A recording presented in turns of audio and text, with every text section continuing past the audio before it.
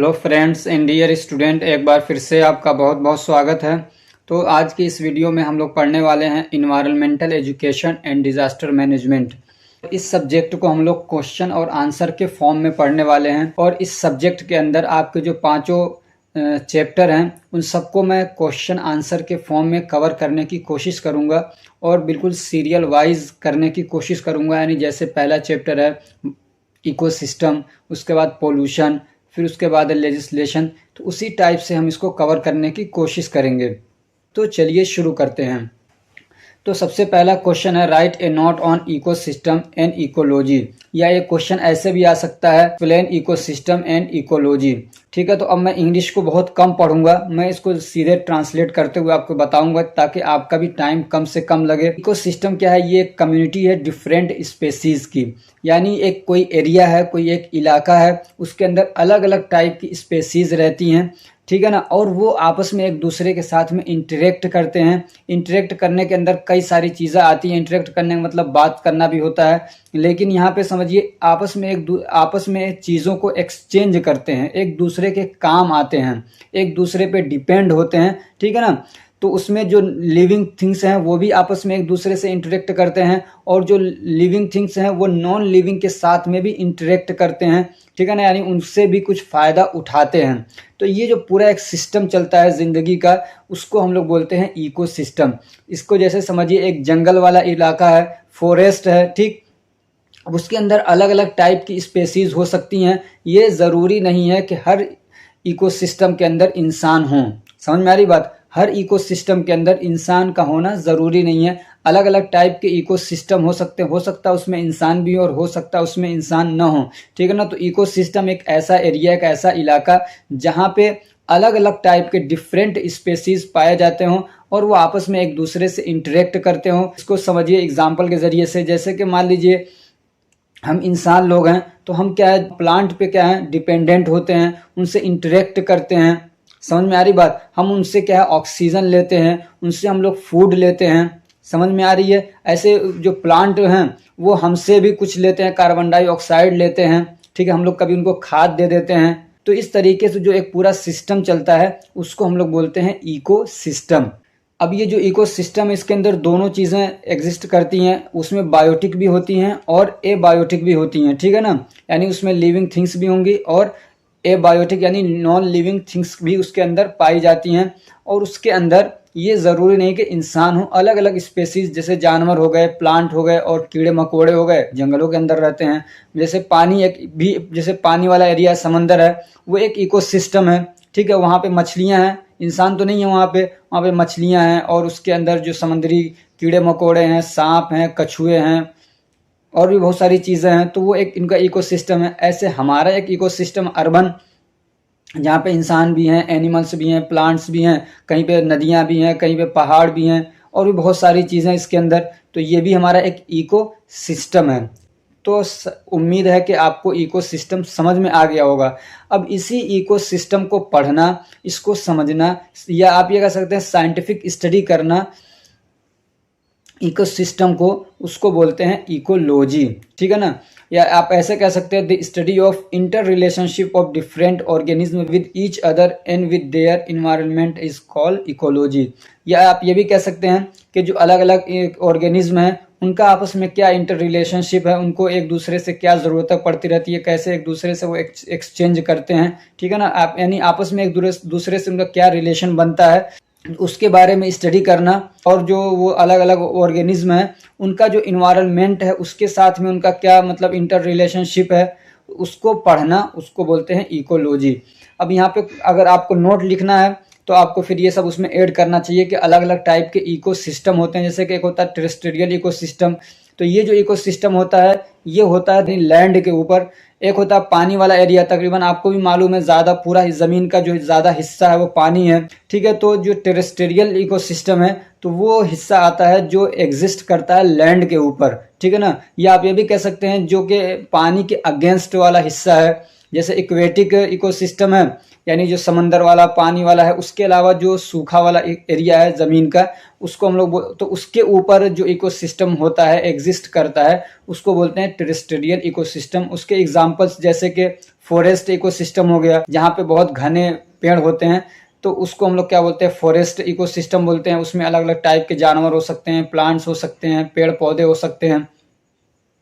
ऐसे एक होता है ग्रास इकोसिस्टम, यानी वो इलाका जहाँ पे बड़े बड़े पेड़ तो नहीं है लेकिन सिर्फ वहाँ पे घास वगैरह है, तो वहाँ पे कुछ स्पेसीज रह सकती हैं, तो उसको हम लोग बोलते हैं ग्रास इकोसिस्टम। ऐसे एक ऐसे ही एक होता है डिजर्ट इकोसिस्टम, ठीक है ना, जहाँ पे घास वगैरह नहीं है, रेगिस्तान वाला एरिया, तो वहाँ पे भी स्पेसीज रहती हैं, वो भी एक इकोसिस्टम हो गया। ऐसे ही एक होता है माउंटेन इकोसिस्टम, यानी जो पहाड़ों के ऊपर इकोसिस्टम बसा हुआ है। ऐसे ही होता है अर्बन इकोसिस्टम, जैसे कि हम इंसानों लोगों का है, the community of humans and plants and animals, और भी कई सारी चीज़ें इसके अंदर आ जाती हैं।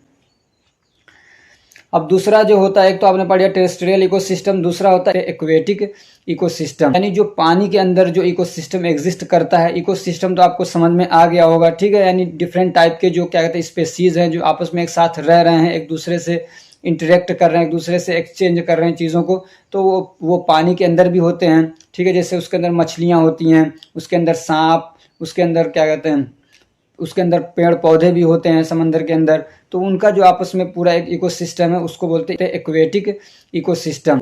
अब इसको आप चाहें तो और बांट सकते हैं दो तरीकों में। एक होता है मरीन इकोसिस्टम, यानी जो क्या कहते हैं बड़े बड़े जो समंदर के अंदर होते हैं, ओशियन के अंदर जो इकोसिस्टम है, तो उसको हम लोग बोलते हैं मरीन इकोसिस्टम। और जो छोटे छोटे तालाब हैं, नदियां हैं, झील हैं, पॉन्ड्स हैं, तो उसके अंदर जो इकोसिस्टम होता है, उसको हम लोग बोलते हैं फ्रेश वाटर इकोसिस्टम। दूसरा क्वेश्चन आपका, explain biodiversity and its importance. Biodiversity क्या होता है, इसको बताइए, और इसका क्या इंपॉर्टेंस है, उसके बारे में आपको बताना है।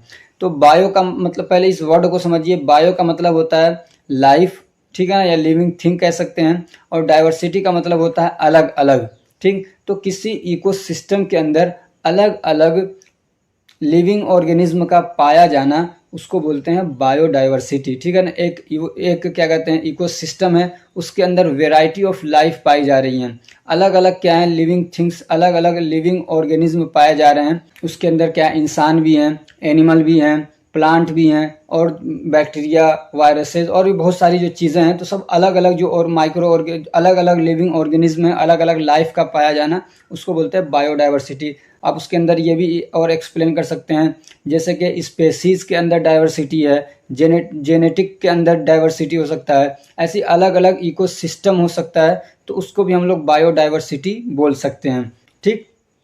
अब इसकी इम्पोर्टेंस क्या है, तो ये बहुत ज़्यादा ज़रूरी है, जो इकोसिस्टम है उसको अच्छे तरीके से फंक्शन करने के लिए।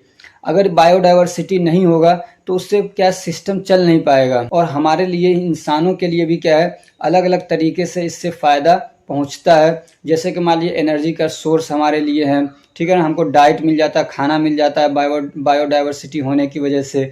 ऐसे क्या हमारे लिए बहुत सारी दवाएं वगैरह बन जाती हैं उसकी वजह से बीमारियां भी रुक जाती हैं बहुत सारी। तो बायोडाइवर्सिटी का होना बहुत ज़रूरी होता है।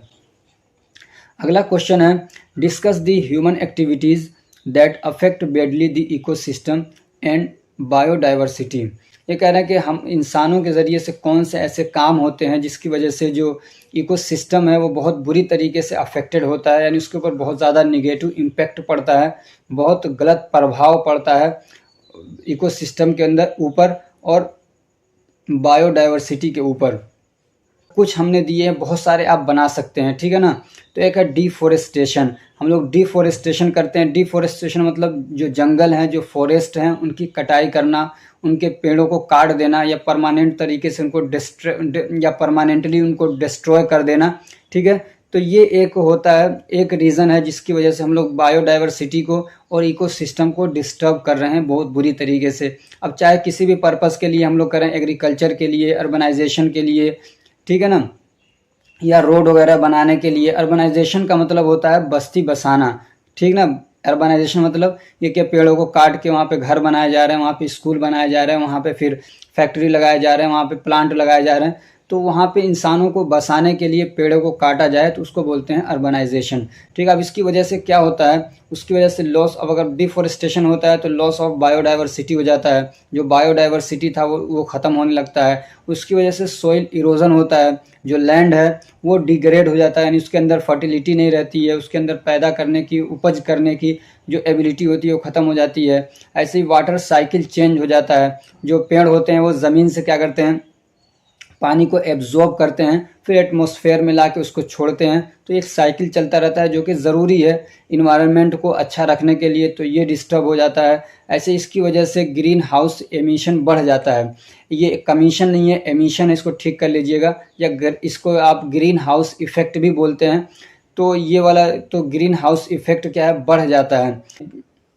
जो पेड़ वगैरह होते हैं वो कार्बन डाइऑक्साइड को क्या करते हैं, एटमॉस्फेयर से एब्जॉर्ब कर लेते हैं, फिर उससे फोटोसिंथेसिस करते हैं और उसको यूज़ करके अपना एनर्जी वगैरह बना लेते हैं। ये तो आप पढ़ ही चुके हैं। फिर उसको फिर क्या कहते हैं, ऑक्सीजन छोड़ते हैं एटमॉस्फेयर के अंदर। लेकिन जब पेड़ पौधे नहीं होंगे तो फिर क्या होगा, ये जो कार्बन डाइऑक्साइड है वो क्या होगा, एटमॉस्फेयर के अंदर जमा होगा। हम लोग तो हमेशा रिलीज़ कर ही रहे हैं कार्बन डाइऑक्साइड, हम लोग सांस बाहर निकालते हैं तो कार्बन डाइऑक्साइड निकालते ही हैं। तो फिर वो क्या होगा, एटमॉस्फेयर के अंदर जमा होने लगता है, स्टोर होने लगता है, जिसकी वजह से फिर जो इन्वायरमेंट है उसका पूरा सिस्टम डिस्टर्ब होने लगता है, क्लाइमेट चेंज हो जाएगा। ठीक है ना, ग्लोबल वार्मिंग का खतरा बढ़ जाता है गर्मी की वजह से। तो एक रीज़न क्या होगा, डिफॉरेस्टेशन। दूसरा है अर्बनाइजेशन। अर्बनाइजेशन का मतलब होता है कि जैसे जैसे पॉपुलेशन बढ़े उसके हिसाब से फिर सिटी बनाना, अलग अलग शहर बनाना, गाँव बनाना। ठीक है ना, ताकि लोगों को वहाँ पे जाके बसाया जा सके। तो उसकी वजह से फिर क्या होता है, पेड़ पौधे वगैरह काटे जाएंगे, या खाली ज़मीनें थी जो कहीं पे जहाँ पे इकोसिस्टम था वो डिस्टर्ब हो जाएगा। तो वो होता है अर्बनाइजेशन। ठीक है ना, बस्ती बसाना। तीसरा है पोल्यूशन। पोल्यूशन की वजह से भी बहुत ज़्यादा अफेक्ट पड़ता है हमारे इकोसिस्टम के ऊपर और बायोडाइवर्सिटी के ऊपर। अब पोल्यूशन क्या है इसके बारे में पूरा डिटेल आगे आप पढ़ने वाले हैं ना। अलग अलग टाइप के पोल्यूशन होते हैं, जैसे कि एयर पोल्यूशन हो गया, वाटर पोल्यूशन हो गया, नॉइज़ पोल्यूशन हो गया, रेडियो एक्टिव पोल्यूशन हो गया। ठीक है, ऐसे ही क्या कहते हैं, माइनिंग है। माइनिंग की वजह से भी क्या है, हम लोग डिस्ट्रॉय करते हैं अपने बायोडाइवर्सिटी को और क्या कहते हैं, इकोसिस्टम को। माइनिंग मतलब ये होता है ज़मीन को खोद के वहाँ से जो उसके अंदर एक तरीके से ये ख़जाने हैं, जो मिनरल्स हैं उनको निकालना। कोयला निकाला जाता है और भी बहुत सारे क्या कहते हैं जो मेटल्स हैं वो निकाले जाते हैं वहाँ से। तो उसकी वजह से भी क्या है, डिफॉरेस्टेशन होता है, मिट्टी कटती है, पोल्यूशन होता है, बहुत सारी चीज़ें इसकी वजह से भी होती हैं। इसके ज़रिए से भी हम लोग क्या करते हैं, अपने इकोसिस्टम को बैडली इम्पेक्ट करते हैं। ऐसे रोड डेवलपमेंट होता है। अब इसके अंदर आप बहुत सारे जोड़ सकते हैं। ठीक है ना, तो यहाँ पे मैंने कुछ दे दिए हैं आपको। तो रोड बनते हैं तो वहाँ पे पेड़ पौधे काटे जाएंगे बहुत सारे। ऐसे क्या होता है, over exploitation of natural resources. जो नेचुरल रिसोर्सेज हैं उनका बहुत ज़्यादा यूज़ करना, जितनी ज़रूरत है उससे ज़्यादा यूज़ करना। तो इसकी वजह से भी हमारा जो इकोसिस्टम है अफेक्टेड होता है और क्या कहते हैं, हमारा जो बायोडाइवर्सिटी है वो भी अफेक्टेड होती है।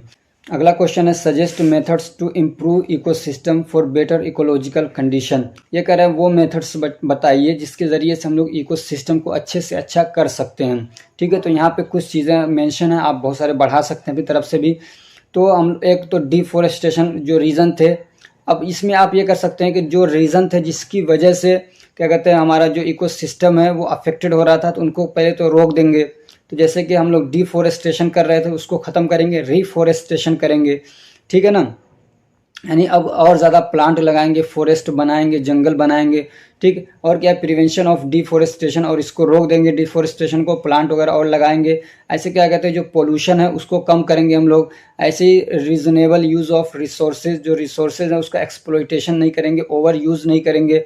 और क्या कहते हैं, जो हमारे रिसोर्सेज हैं और जो एरिया वगैरह हैं, ठीक है ना, फॉरेस्ट वाला एरिया हो गया या जो खाली एरिया है, रेगिस्तान वाला एरिया है, तो उसको हम लोग कंजर्वेशन करेंगे, उसको बचा के रखेंगे। और क्या, एजुकेशन और अवेयरनेस को बढ़ाएंगे ताकि लोगों को समझाएं कि ऐसे काम ना करें जिसकी वजह से इकोसिस्टम हमारा क्या अफेक्टेड हो। ऐसे अर्बनाइजेशन को कम करेंगे। ऐसे क्या कहते हैं, ग्रीन हाउस इफेक्ट को हम लोग कम करने की कोशिश करेंगे। ऐसे क्या कहते हैं, हाँ, एक ऐसे क्या, सिंगल यूज़ जो प्लास्टिक है उसकी वजह से भी मतलब बहुत दिक्कत क्रिएट होती है, तो उसको हम लोग कम से कम करेंगे, रोकेंगे। हालांकि सरकार ने तो इस पर पूरे मतलब कानून बना रखे हैं। पेनाल्टी भी लगा रखी है, लेकिन फिर भी खूब चलता है अपने इंडिया के अंदर ये। प्यूरिफिकेशन ऑफ पोल्यूटेड वाटर, जो वाटर पोल्यूटेड हो जाता है, गंदा हो जाता है, तो उसको प्यूरिफाई करेंगे, उसका ट्रीटमेंट करेंगे, ठीक है ना। ऐसे reuse and recycle of plastic item, जो प्लास्टिक आइटम उनको रीयूज़ करना है, रिसाइकिल करना है। As prevention of wasting the water, water को वेस्ट नहीं करेंगे, उसको रोकेंगे। और क्या है, जो क्या कहते हैं केमिकल्स यूज़ होते हैं, जैसे खेतों के अंदर पेस्टिसाइड हो गए, फर्टिलाइज़र वगैरह हो गए, तो उनको भी कम करना है। ऐसे क्या कहते हैं, जो रिन्यूएबल एनर्जी का सिस्टम है उसको हम लोग एडॉप्ट करेंगे।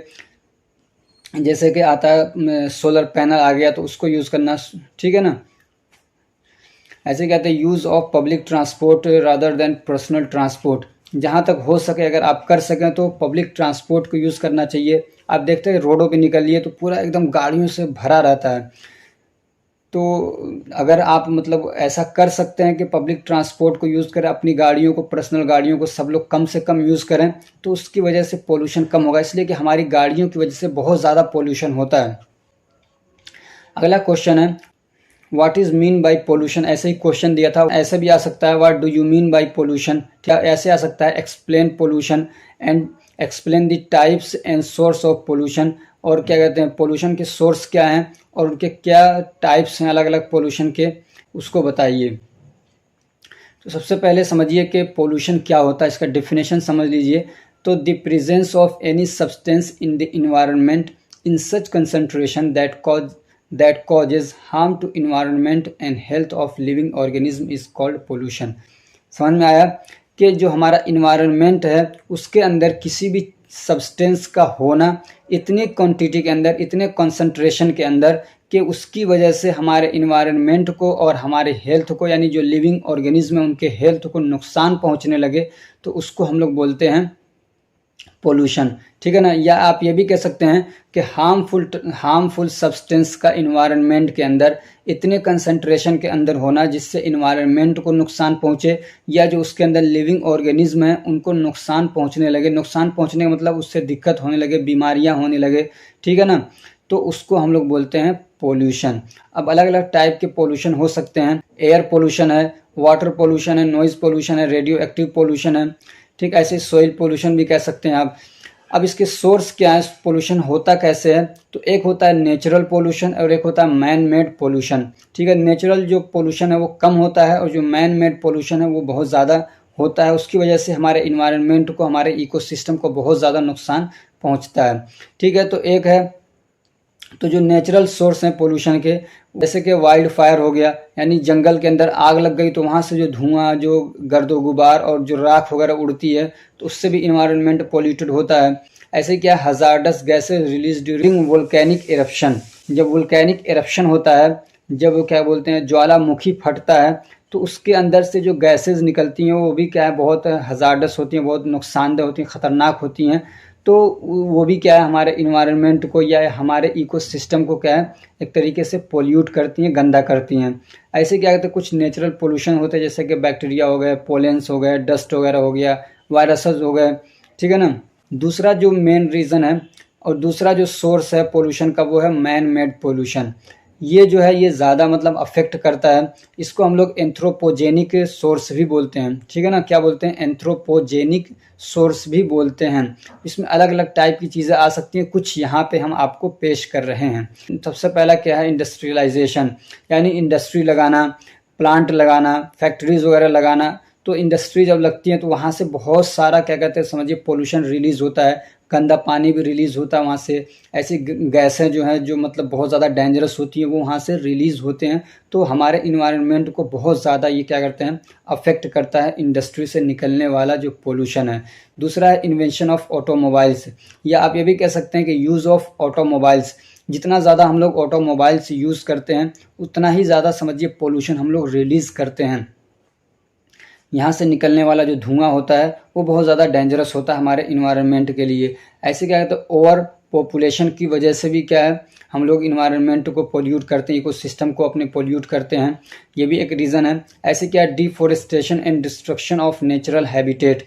ऐसे क्या है डिफॉरेस्टेशन, पेड़ों को काटना, ठीक है, या क्या कहते हैं जो नेचुरल इन्वायरमेंट के अंदर जो चीज़ें हैं उनको डिस्ट्रॉय कर देना, तो उसकी वजह से भी हमारा इन्वायरमेंट पोल्यूटेड होता है या ये एक पोल्यूशन का कारण बनता है। ऐसे न्यूक्लियर एक्सप्लोजन ये भी बहुत बड़ा कारण होता है। जैसे कि अभी आपने देखा क्या कहते हैं रसिया ने यूक्रेन के ऊपर कितने मतलब न्यूक्लियर हमले किए। जब न्यूक्लियर एक्सप्लोजन होता है, बम फोड़े जाते हैं, गोलियां चलाई जाती हैं, तो उसकी वजह से भी क्या होता है, बहुत ज़्यादा पोल्यूशन होता है। ऐसे क्या होता है, over exploitation of natural resources, ठीक है, जो नेचुरल रिसोर्सेज है बहुत ज़्यादा उनको यूज़ करने की वजह से भी होता है। सपोज दैट फॉसिल फ्यूल है, उनको बहुत ज़्यादा यूज़ किया जा रहा है, तो वहाँ से जो निकलता है जो धुआं उससे जो रिलीज़ होता है तो वो पोल्यूशन क्रिएट करता है। ऐसे क्या है, construction of building, roads and dam, ठीक है ना, ये सब बना रहे हैं तो उसकी वजह से भी फिर पोल्यूशन होता है। ऐसे क्या कहते हैं, जो एक्सप्लोजिव यूज्ड इन वार्स, जंगें होती हैं, लड़ाइयाँ होती हैं, तो उसमें जो एक्सप्लोजिव यूज़ होते हैं तो उसकी वजह से भी क्या होता है, पोल्यूशन होता है। ऐसे क्या फर्टिलाइज़र यूज़ होते हैं, पेस्टिसाइड्स यूज़ होते हैं, उनकी वजह से होता है। माइनिंग यानी खदान होते हैं जो, उसकी वजह से भी पोल्यूशन होता है। अगला क्वेश्चन है, what do you mean by air pollution. Air pollution का मतलब क्या होता है, उसके क्या कॉजेज़ हैं, ठीक। तो एयर पोल्यूशन, आप पोल्यूशन समझ गए हैं, ठीक है ना। इन्वायरमेंट के अंदर किसी हार्मफुल सब्सटेंस का ऐसे कंसंट्रेशन के अंदर होना जो जिसकी वजह से इन्वायरमेंट को नुकसान पहुंचने लगे, लिविंग ऑर्गेनिज्म के हेल्थ को नुकसान पहुंचने लगे, तो उसको हम लोग बोलते हैं पोल्यूशन। और वही चीज़ अगर एयर के अंदर आ गई, ठीक है ना, हवा के अंदर कोई ऐसी चीज़ है जिससे नुकसान पहुंचने लगे, तो उसको हम लोग क्या बोलते हैं, एयर पोल्यूशन। और वही चीज़ अगर वाटर के अंदर आ जाए तो उसको हम लोग बोलते हैं वाटर पोल्यूशन, ठीक। यहाँ पे पोल्यूशन दो बार हो गया, एक बार काट लीजिएगा। अब इसके एग्जांपल्स हैं, जैसे सब्सटेंसेस जो मतलब एयर के अंदर हो सकते हैं जिसकी वजह से एयर पोल्यूशन होता है। तो एक है पीएम यानी पार्टिकुलेट मैटर, यानी ये कि जो एयर है उसके अंदर सॉलिड पार्टिकल्स हों या लिक्विड पार्टिकल्स हों, ठीक है, उसको हम लोग बोलते हैं पीएम यानी पार्टिकुलेट मैटर। तो उसका होना, ठीक है ना, मतलब जो एक नॉर्मल रेंज है उससे ज़्यादा होना, और दूसरी है कि उनका जो साइज़ है वो ज़्यादा मैटर करता है। अगर उनका साइज़ जो है वो 10 माइक्रोमीटर से ज़्यादा बड़ा है तो वो समझिए एक तरीके से वो पोल्यूशन है, वो पोल्यूशन क्रिएट कर रहा है एयर के अंदर। अब उस एयर को अगर कोई अपने अंदर लेता है तो उसकी वजह से बीमारियां होने हो सकती हैं, रेस्पिरेटरी प्रॉब्लम्स हो सकते हैं, ठीक है ना। वो इरिटेशन कॉज कर सकते हैं, अस्थमा का कारण बन सकते हैं, सीओपीडी का कारण बन सकते हैं। ऐसे क्या कहते हैं, नाइट्रोजन ऑक्साइड है, ठीक है, तो इसकी वजह से भी क्या, अगर ये एयर के अंदर आता है तो एयर पोल्यूशन कॉज करता है, ठीक है ना। अब ज़्यादा मात्रा में ये है तो एयर पोल्यूशन होगा। ऐसे क्या कहते हैं, ऐसे क्या है, सल्फर डाइऑक्साइड है, ये अगर एयर के अंदर होता है तो ये भी क्या है, एयर पोल्यूशन कॉज करता है। कार्बन मोनोऑक्साइड है, ये अगर ज़्यादा होता है तो ये भी एयर पोल्यूशन कॉज करता है। ऐसे ही कार्बन डाइऑक्साइड है, वो भी होता है ज़्यादा मात्रा में, तो उसको भी हम लोग बोलेंगे एयर पोल्यूशन। अब कॉजेज़ क्या हैं एयर पोल्यूशन के, हम लोग कौन से काम करते हैं जिसकी वजह से एयर पोल्यूशन होता है। तो जो फैक्ट्रीज़ हैं, इंडस्ट्रीज़ हैं, ठीक है ना, उसकी वजह से जो मतलब एक तरीके से पोल्यूशन निकलता है, जो गैसेस निकलते हैं, तो उसकी वजह से एयर पोल्यूटेड होता है। अब ये जो फैक्ट्रीज़ हैं, इंडस्ट्रीज़ हैं, यानी इंडस्ट्रियलाइजेशन, इसको हर एक टाइप के पोल्यूशन में आप फिट कर दीजिएगा, ठीक है ना। चाहे वाटर पोल्यूशन हो, सॉइल पोल्यूशन हो, तो उसमें ये सब आ जाएगा। इंडस्ट्री, ऐसे क्या कहते हैं, नॉइज़ पोल्यूशन है, उसमें भी ये इंडस्ट्रियलाइजेशन आ जाएगा। ऐसे क्या कहते हैं, व्हीकल्स हैं, तो इसकी वजह से भी जो धुआं वगैरह रिलीज़ होता है तो वो भी पोल्यूशन क्रिएट करता है। बर्निंग ऑफ फॉसिल फ्यूल, जो फॉसिल फ्यूल यूज़ होते हैं, डीजल हो गया, पेट्रोल हो गया, गैसेज हो गए, तो उसकी वजह से पोल्यूशन होता है। फर्टिलाइज़र वगैरह यूज़ होते हैं तो उसकी वजह से ये इन्वायरमेंट के अंदर आ जाते हैं, तो ये भी एक तरीके से क्या है, पोल्यूशन क्रिएट करते हैं, ठीक। ऐसे क्या कहते हैं, जो फॉरेस्ट है उसके अंदर आग वगैरह लग जाए तो वहाँ से जो धुआं निकलता है उससे भी एयर हमारा पोल्यूटेड होता है। ऐसे ही जो क्या कहते हैं, वोल्केनिक एरप्शन होता है, ज्वालामुखी फटता है, आतिश फैशा उसको बोलते हैं उर्दू में, तो वो जब फटता है तो उसकी वजह से जो गैसेस निकलते हैं तो उसकी वजह से भी हमारा जो एयर है वो पोल्यूटेड होता है। ऐसे ही हमारे घरों के अंदर जो कुछ काम है, जैसे कि स्टोव्स वगैरह जलाना, गैस यूज़ करना, वहाँ से जो धुआं रिलीज़ होता है तो उसकी वजह से भी क्या है, एयर पोल्यूशन होता है। अगला क्वेश्चन है, what do you mean by water pollution. Water pollution क्या होता है और वाटर पोल्यूशन के कॉजेज क्या हैं। तो पोल्यूशन आप समझ गए, ठीक है ना, वाटर के अंदर ऐसी चीज़ों का होना जिससे नुकसान पहुंचने लगे, इतने कंसंट्रेशन के अंदर अगर वो हैं तो उसको हम लोग बोलते हैं वाटर पोल्यूशन। अब यहाँ पे कुछ पैरामीटर्स हैं जो हम लोग देखते हैं वाटर पोल्यूशन के अंदर। तो एक तो होता है फिजिकल पैरामीटर यूज़ होता है, यानी फिजिकल पैरामीटर में हम लोग कलर उसके देखते हैं, उसकी क्लैरिटी देखते हैं, कितना पानी साफ़ है, ठीक है ना, उसका ऑर्डर देखते हैं, उसके अंदर महक कैसी है, गंदी महक तो नहीं आ रही है, ऐसे उसका टेस्ट कैसा है। तो ये सारी चीज़ें चेक की जाती हैं। एक तो ये पैरामीटर हो गया। दूसरा होता है केमिकल पैरामीटर, ठीक है, कि उसके अंदर केमिकल सब्सटेंसेस कैसे हैं, उसका पीएच लेवल कितना है, एसिडिटी कितनी है उसके अंदर, और एल्कलिनिटी कितनी है। ऐसे ही उसके अंदर डीओ देखते हैं, यानी डिजोल्व ऑक्सीजन की मात्रा कितनी है। ऐसे ही उसके अंदर बायोकेमिकल ऑक्सीजन डिमांड कितना है, बीओडी देखा जाता है। न्यूट्रिएंट्स उसके अंदर कितने हैं, और हैवी मेटल्स की मात्रा कितनी है। अगर ये सारी चीज़ें क्या कहते हैं हाई कंसंट्रेशन के अंदर पाई जाती हैं, तो वो फिर पोल्यूशन को इंडिकेट करती हैं और बताती हैं कि ये वाटर क्या है, पोल्यूटेड है। ऐसे ही उसके अंदर एक माइक्रो ऑर्गेनिज्म को भी देखा जाता है। एक माइक्रो ऑर्गेनिज्म हो गया, बैक्टीरिया, वायरसेस वगैरह हैं, तो वो भी वाटर सब कुछ सही है, लेकिन अगर ये उसके अंदर पाए जा रहे हैं तो भी वो वाटर क्या है, पोल्यूटेड है। ऐसे ही सब पानी एकदम पूरा साफ़ है, कोई कचरा नहीं, कुछ भी नहीं है, लेकिन उसके अंदर कोई टॉक्सिन है, ठीक है ना, तो टॉक्सिसिटी भी अगर है तो भी वाटर पोल्यूटेड है।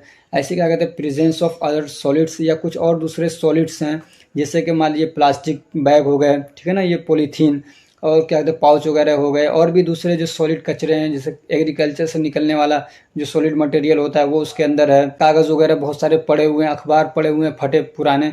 तो जो भी उसके अंदर सॉलिड पार्टिकल्स अगर पाए जाते हैं, सॉलिड मटेरियल उसके अंदर पाया जाता है वाटर के अंदर, तो ये सारे पैरामीटर होते हैं नापने के लिए वाटर पोल्यूशन को। अब वाटर पोल्यूशन के कॉजेज़ क्या हैं, तो एक तो इंडस्ट्री हो गया, ठीक है ना, यानी इंडस्ट्रीज से जो निकलने वाला पानी होता है तो वो वाटर के अंदर जाता है, तो वाटर को पोल्यूट करता है, टॉक्सिसिटी कॉज करता है, उसके अंदर केमिकल्स वगैरह भी हो सकते हैं, ठीक है, और दूसरे पोल्यूटेंट्स भी हो सकते हैं। ऐसे सीवेज है जो हमारे मतलब जो गटर का पानी निकलता है, नालियों का पानी जो जाता है, ठीक, तो उसकी वजह से भी क्या है उसकी वजह से भी वाटर पोल्यूशन होता है। उसके अंदर क्या माइक्रो ऑर्गेनिज्म हो सकते हैं और गंदी चीज़ें बहुत सारी होती हैं।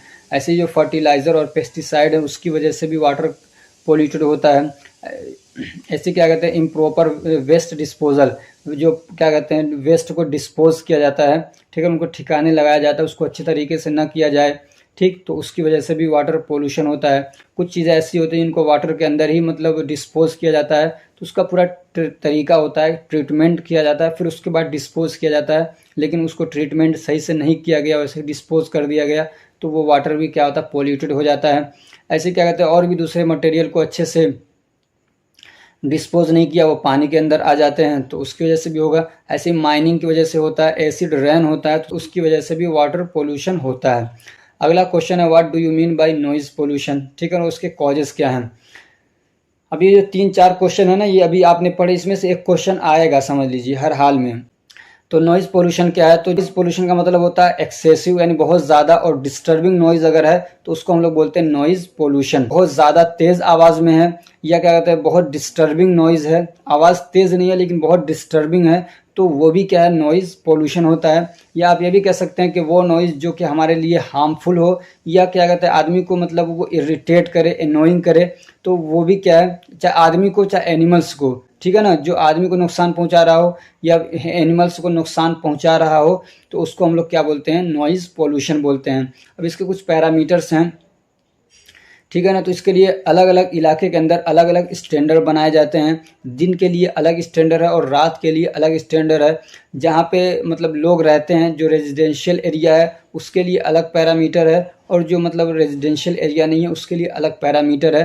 तो हम लोग यहाँ पढ़ रहे हैं जो रेजिडेंशियल एरिया है उसके अंदर क्या पैरामीटर होता है, ठीक है ना। तो दिन के जब दिन का टाइम होता है, डे टाइम जब होता है, तो उस वक्त में जो नॉइज़ का लेवल है अगर वो 70 डेसिबल से ऊपर जाता है और लंबे समय तक बना रहता है, तो उसको हम लोग बोलते हैं नॉइज़ पोल्यूशन, ठीक। और रात के अंदर रेजिडेंशियल एरिया के अंदर जो नॉइज़ का लेवल है, यानी जो उसका वॉल्यूम है वो 55 डेसिबल से ऊपर जाता है, तो उसको हम लोग बोलते हैं रेजिडेंशियल, तो उसको हम लोग बोलते हैं नॉइज़ पोल्यूशन, और लंबे समय तक बना रहता है। अब ये डेसिबल मीटर आता है, उसके ज़रिए से आप इसको वॉइस को नापते हैं, ठीक है ना, उसका मेज़र है वो। अब उन नॉइज़ पोल्यूशन के सोर्सेज क्या हैं, तो ट्रैफिक नॉइज़ हो गया, इंडस्ट्रियल नॉइज़ हो गया, तो ये जो इंडस्ट्रियल है इसको हर जगह आप डाल दीजिएगा। ऐसे डीजे म्यूज़िक नॉइज़ हो गया, ऐसे सोशल इवेंट्स होते हैं, शादियां हो रही हैं, प्रोग्राम्स हो रहे हैं, तो उसकी वजह से जो नॉइज़ होता है तो वो सब क्या है, नॉइज़ पोल्यूशन के सोर्स हैं। अगला क्वेश्चन है explain the process for purifying waste water into pure water, या आप ये क्वेश्चन ऐसे भी आ सकता है write a note on treatment process.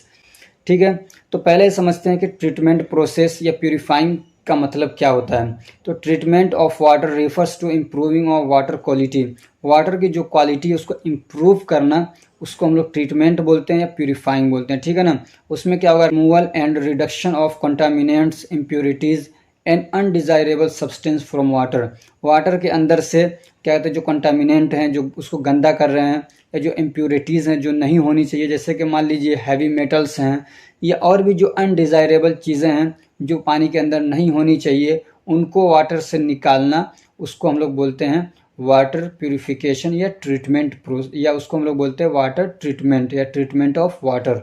Water purification होता है, ये अलग अलग तरीके से होता है और किया जा सकता है। यहाँ पे एक प्रोसेस हम आपको दे रहे हैं एग्ज़ाम के लिए। ठीक है ना, तो सबसे पहला क्या है, इसमें क्या होता है, फर्स्ट स्टेप क्या है कि removing of large objects through screening और फिल्ट्रेशन। स्क्रीनिंग या फिल्ट्रेशन दोनों एक ही मतलब है। उसके ज़रिए से क्या कहते हैं जो बड़े बड़े पार्टिकल्स हैं पानी के अंदर, पहले उनको निकाला जाता है, पानी को छान लिया गया, बड़े बड़े पार्टिकल्स ऊपर रह जाते हैं, ठीक है, छन जाते हैं फिल्टर के अंदर। उसके बाद क्या होता है, प्राइमरी ट्रीटमेंट होता है। तो इसके अंदर एक बड़े टैंक के अंदर पानी को डाला जाता है, वहाँ पानी जाता है, ठीक है, उसके अंदर सिस्टम है। तो वहाँ पे जो हैवी पार्टिकल्स होते हैं वो नीचे बैठ जाते हैं, जो क्या कहते हैं जो लाइटर होते हैं, जो हल्के होते हैं, वो ऊपर फ्लोट करने लगते हैं, तैरने लगते हैं। तो नीचे ऊपर दोनों को छोड़ दिया जाता है, जो बीच का पानी है समझिए, यानी सिर्फ पानी को दूसरी तरफ निकाल लिया जाता है। ठीक है ना, फिर उसके बाद आता है सेकेंडरी या बायोलॉजिकल ट्रीटमेंट। तो इसमें क्या करते हैं हम लोग, तो जो पानी के अंदर कुछ ऑर्गेनिक सब्सटेंस होते हैं उनको ब्रेक डाउन करने के लिए हम लोग माइक्रो ऑर्गेनिज्म को यूज़ करते हैं। ठीक है ना, जो सब ऑर्गेनिक सब्सटेंस हैं जो हमको जिससे नुकसान पहुंच सकता है, जो पानी के अंदर नहीं होने चाहिए, तो उनके डिकम्पोज करने के लिए, उनको तोड़ने के लिए हम लोग माइक्रो ऑर्गेनिज्म को यूज़ करते हैं सेकेंडरी प्रोसेस के अंदर। तो उसको हम लोग बायोलॉजिकल ट्रीटमेंट बोलते हैं।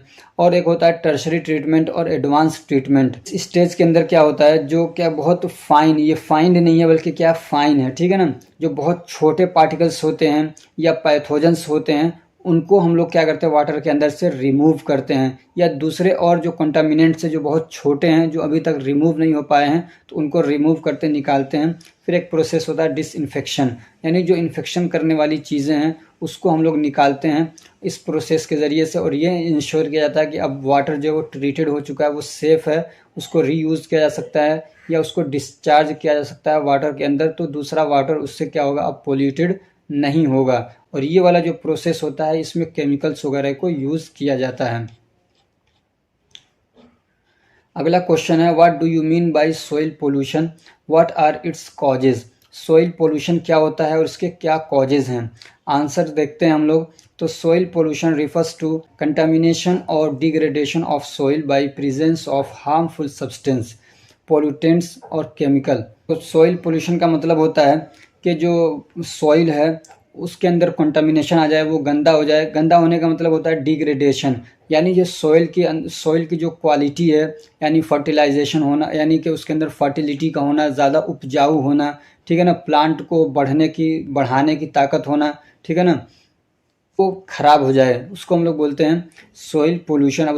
अब इसके क्या कॉजेज़ हैं, क्यों होता है ये, तो इंडस्ट्रियल यहाँ पे भी आ जाएगा, ठीक है ना, इंडस्ट्रियल वेस्ट जो होते हैं। सॉइल पोल्यूशन के अंदर जो चीज़ें हैं वही सारी चीज़ें आप जो वाटर पोल्यूशन के अंदर पढ़े हैं वही सारी चीज़ें यहाँ पे भी हैं, यही सारे कारण इसके लिए भी होते हैं। हालांकि कभी ये क्वेश्चन कम ही पूछता है सॉइल पोल्यूशन के बारे में, लेकिन पूछ सकता है, तो इसलिए मैंने दे दिया है कि अगर आपको यहाँ पे थोड़ा भी बता दिया जाएगा तो आप वहाँ पे कंफ्यूज नहीं होंगे, आराम से लिख सकते हैं, ठीक है ना।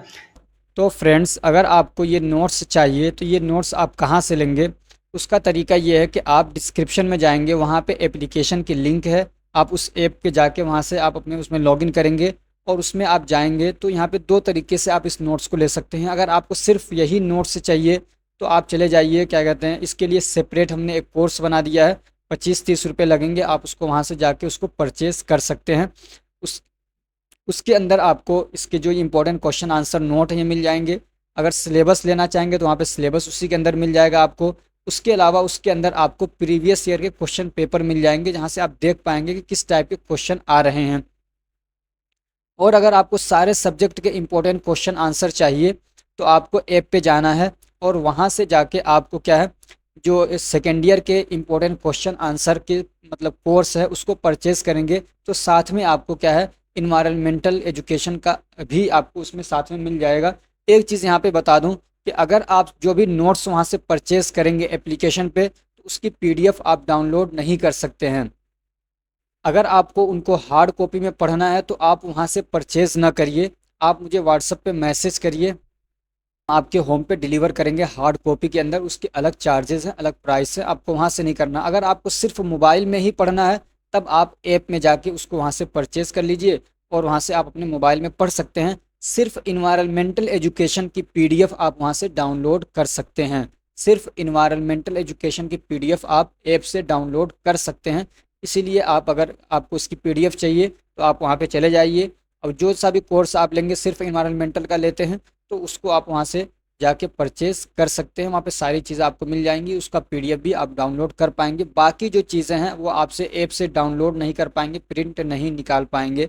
चलिए अब आगे बढ़ते हैं। पहला क्वेश्चन है, what is solid waste? Solid waste क्या होता है, and discuss the solid waste management. और जो सॉलिड वेस्ट है उसको कैसे मैनेज किया जाए उसके बारे में आपको डिस्कस करना है। या ऐसे आ सकता है कि write a note on solid waste and its management. ठीक है, तो सॉलिड वेस्ट क्या होता है, तो जो लिक्विड और गैस के अलावा, लिक्विड और गैस के अलावा जो भी मटेरियल है, जो भी वेस्ट मटेरियल है, वो सब क्या होता है, सॉलिड में आता है। ठीक है, जैसे कि पॉलीथीन हो गया, पेपर हो गया, एग्रीकल्चर से निकलने वाली चीज़ें हो गई, जो मतलब लिक्विड नहीं है या गैसियस फॉर्म में नहीं है, और वो क्या है, एक तरीके से वेस्ट हैं, डिस्कार्डेड हैं, तो उसको हम लोग क्या बोलते हैं, सॉलिड वेस्ट बोलते हैं। अब इसके अंदर बहुत सारी चीज़ें आ सकती हैं, अलग अलग जगहों से ये सॉलिड वेस्ट जनरेट होता है। जैसे कि एक म्यूनिसिपल सॉलिड वेस्ट होता है, तो it refers to waste which are generated from household, offices, school and other non industrial sources.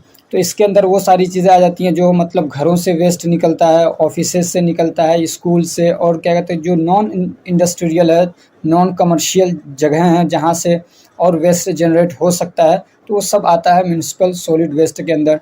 दूसरा एक वेस्ट होता है जो इंडस्ट्री से निकलता है। ठीक है ना, इंडस्ट्री से सॉलिड वेस्ट निकलता है। कैसे हो सकता है, कंस्ट्रक्शन एंड डिमोलिशन, यानी कहीं पे घर बन रहा है, कहीं पे घरों को गिराया जा रहा है।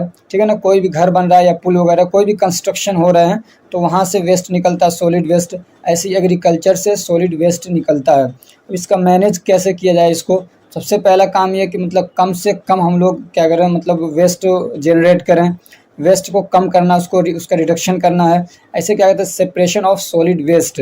ठीक है ना, अब जहाँ पे भी सॉलिड वेस्ट जनरेट हो रहा है तो उसको सेपरेट करना चाहिए। सेपरेट करने का मतलब ये है, अलग टाइप के वेस्ट को अलग अलग रखना चाहिए। पॉलीथीन है तो उसको अलग कर दिया जाए, जैसे कि मान लो डेबरी से घर वगैरह टूटा हुआ है तो उसको अलग रखना चाहिए। शीशे वगैरह हैं तो उसको अलग रखना चाहिए। ऐसे कुछ मेटल्स वगैरह हैं तो उनको अलग रखना चाहिए, समझ रहे हैं ना। तो जो वेस्ट है उनको अलग अलग क्या है रखना चाहिए, उनको सेपरेट करना चाहिए। ये नहीं कि सबको एक ही में मिला के रख दिया जाए, तो उसको ट्रीट करना, उसको प्रोसेस करना, कलेक्ट करना, सारे क्या है दिक्कत होती है। तो ये जो म्यूनिसिपल के लोग होते हैं, जो वर्कर्स होते हैं, जिसको कहते हैं सफाई कर्मी लोग जो हैं, तो उनकी भी ये जिम्मेदारी होती है कि जहाँ से वो लोग कलेक्ट कर रहे हैं तो उसको सेपरेटली ही कलेक्ट करें, फिर उसके बाद उसको ट्रांसपोर्ट करें। ठीक है ना, जहाँ पे उनको पहुँचाना है। फिर अगला प्रोसेस होता है वहाँ पे ट्रीटमेंट वगैरह का। उसके बाद होता है लैंड फिल डिस्पोजल। अगर वो चीज़ ऐसी है जिसको लैंड फिल डिस्पोजल कर सकते हैं, गड्ढे वगैरह के अंदर डालना है तो वहाँ पे लाके डाल देंगे, या तो फिर मतलब ऐसी चीज़ है जिसको जलाया जाना है तो उसको इंसिनरेशन डिस्पोजल कर देते हैं। अब उसमें एक बात ध्यान रखना चाहिए कि जो हज़ार्डस वेस्ट होते हैं उसको मतलब बहुत क्या कहते हैं ध्यान से केयरफुली हैंडल करना चाहिए, वरना उसकी वजह से बड़ा खतरा हो सकता है इंसान को। जैसे कि शीशा हो गया, ऐसे क्या कुछ शार्प धातुएं होती हैं, जैसे कि टिन शेड होता है तो वो भी बहुत शार्प होता है, उसकी वजह से कट लग सकते हैं, तो उनको थोड़ा सा केयरफुली हैंडल करना चाहिए। ऐसे कुछ मटेरियल उसमें ऐसे होंगे जिनको रिसाइकिल किया जा सकता है तो उसको रिसाइकिल के लिए अलग कर देना चाहिए, रिसाइकिल करना चाहिए। और क्या है, पब्लिक एजुकेशन एंड अवेयरनेस, और पब्लिक को इसके बारे में अवेयर भी करना चाहिए। देखो एक बात मैं बता दूं, मैं जो नोट्स बनाता हूं ना, मैं चाहता हूं कि उसको ज़्यादा से ज़्यादा शॉर्ट करके बनाऊं। अगर मैं बहुत लेंदी नोट्स बना दूं तो आप उसको पढ़ भी नहीं पाओगे सारा, और मुझे पढ़ाने में भी दिक्कत होगी, आपको याद करने में भी दिक्कत होगी, समझ रहे हो। तो नोट्स जो होता है वो शॉर्ट होते हैं, फिर जब आप एग्ज़ाम में लिखते हैं उसको तो एक्सप्लेन करते हैं। अगर पूरा मैं यहाँ पे लिख दूँ तो आप भी यहाँ नहीं पढ़ेंगे, मुझसे छोड़ के चले जाएंगे। इसलिए कि बहुत सारे लोग पढ़ा रहे हैं, अच्छा पढ़ाते हैं, लेकिन वो नोट्स क्या है बहुत लेंदी देते हैं, तो आप लोगों को लगता है यार बहुत सारा टाइम लग जा रहा है, याद नहीं हो रहा है। तो इसलिए मैं चाहता हूँ कि नोट्स को ईज़ी करके दूँ और शॉर्ट करके दूँ, ताकि आपके माइंड में वो रहे और जब आप एग्ज़ामिनेशन हॉल में जाएँ तो आप उनको अच्छे से एक्सप्लेन कर के लिख सकें, पॉइंट्स आपको याद रहें। ठीक है। अब रेडियो एक्टिव पोल्यूशन क्या होता है, इसके बारे में आप डिटेल में पढ़ चुके हैं हॉस्पिटल एंड क्लिनिकल फार्मेसी के अंदर, शायद वहीं पे मैंने पूरा एक चैप्टर पढ़ाया इसको। तो रेडियो एक्टिव पोल्यूशन क्या होता है, इसको हम लोग न्यूक्लियर पोल्यूशन भी बोलते हैं। ठीक है। और इसका क्या मतलब होता है, तो it refers to contamination of the environment by radioactive materials. तो जो रेडियो एक्टिव मटेरियल्स होते हैं उनकी वजह से अगर इन्वायरमेंट या इकोसिस्टम कंटामिनेट हो रहा है, उनकी वजह से उसको नुकसान पहुंच रहा है, डैमेज हो रहा है हमारा इन्वायरमेंट, तो उसको हम लोग बोलते हैं रेडियो एक्टिव पोल्यूशन। ठीक है ना। और ये जो रेडियो एक्टिव पोल्यूशन है ये कहाँ से होता है, तो जो रेडियो एक्टिव मटेरियल्स होते हैं ना, उसमें से रेडिएशन रिलीज होता है, या आप ये भी कह सकते हैं कि वो एमिट करते हैं आयोनाइजिंग रेडिएशन। ठीक है। तो जो वो रेडिएशन होते हैं वो बहुत ज़्यादा हार्मफुल होते हैं, वो हमारे ऑर्गन को डैमेज कर सकते हैं, कैंसर कॉज कर सकते हैं। हालांकि उनको कैंसर में ट्रीट करने के लिए भी यूज़ किया जाता है, लेकिन उनकी वजह से कैंसर भी हो सकता है। अब इनके कुछ सोर्सेज हैं, ये रेडियो एक्टिव पोल्यूशन कहाँ से होता है, तो जो न्यूक्लियर पावर प्लांट्स होते हैं, ठीक है ना, जहाँ पे मतलब रेडियो एक्टिव मटेरियल्स को यूज़ किया जाता है, वहाँ से चीज़ें बनाई जाती हैं, तो वहाँ से रेडिएशन रिलीज़ होता है, तो उसकी वजह से पोल्यूशन होता है। ऐसे ही जो न्यूक्लियर वेपन्स हैं, जो हथियार हैं न्यूक्लियर, तो उनकी वजह से भी क्या है रेडियो एक्टिव पोल्यूशन होता है एटमॉस्फेयर के अंदर। जब उनको यूज़ किया जाता है तो वहाँ से फिर रेडिएशन निकलता है और वो एटमॉस्फेयर को डिस्टर्ब करता है, डैमेज करता है। जैसे कि अभी रशिया और यूक्रेन का वार हो रहा था, तो उसमें क्या बहुत सारे न्यूक्लियर वेपन्स यूज़ किए गए, बहुत सारे बम ब्लास्ट हुए, बहुत सारे मिसाइलें छोड़ी गई, तो वो सब क्या होता है उससे एटमॉस्फेयर पोल्यूटेड होता है। ऐसे ही first world war, second world war, तो उसमें बहुत ज़्यादा पोल्यूशन हुआ उसकी वजह से। ठीक है। ऐसे ही क्या कहते हैं जो रेडियो एक्टिव फार्मास्यूटिकल्स हैं, जो मतलब बीमारियों को ठीक करने के लिए, डायग्नोस करने के लिए यूज़ होते हैं, तो जो वो वेस्ट हो जाते हैं, तो उसकी वजह से भी अगर उनको सही से डिस्पोज ना किया जाए तो उसकी वजह से भी रेडियो एक्टिव पोल्यूशन हो सकता है। रेडियो एक्टिव मटेरियल्स के एक दो एग्जांपल्स यहाँ पे दिए हुए हैं, जैसे कि यूरेनियम और प्लूटोनियम। इसके अलावा और भी बहुत सारे एग्जांपल्स हैं। आपने एलिमेंट की जो पूरी सीरीज़, जो पूरा आपने एलिमेंट के जो टेबल्स पढ़े होंगे, तो उसमें जो लास्ट के एलिमेंट्स हैं ना, जो लास्ट वाले एलिमेंट्स हैं, वो ज़्यादातर ऐसे ही हैं जिनके अंदर से रेडिएशन रिलीज होता है, एमिट होता है। ठीक। अगला क्वेश्चन है explain the disaster and its types with example. Disaster क्या होता है इसको एक्सप्लेन करना है और इसके टाइप्स बताने हैं, यानी ये डिजास्टर कैसे होता है उसके बारे में बताना है। डिजास्टर क्या होता है, तो डिजास्टर एक ऐसा इवेंट होता है, या आप इसको हिंदी में कहते हैं एक ऐसी घटना है, एक ऐसा वाकया, एक ऐसा हादसा है जिसमें क्या कहते हैं जो कम्युनिटी है या कोई सोसाइटी है उसको बहुत बड़े पैमाने पर नुकसान पहुंचता है। लोगों की डेथ हो जाती है, बहुत सारे घर गिर जाते हैं, जो क्या कहते हैं जो खाने पीने के सामान हैं वो डिस्ट्रॉय हो जाते हैं। समझ रहे हैं। तो एक बड़े पैमाने पे जब किसी सोसाइटी को, किसी कम्युनिटी को नुकसान पहुंचता है तो उसको बोलते हैं हम लोग डिज़ास्टर। अब ये जो डिज़ास्टर है ये दो तरीके का होता है, एक होता है नेचुरल और एक होता है मैन मेड।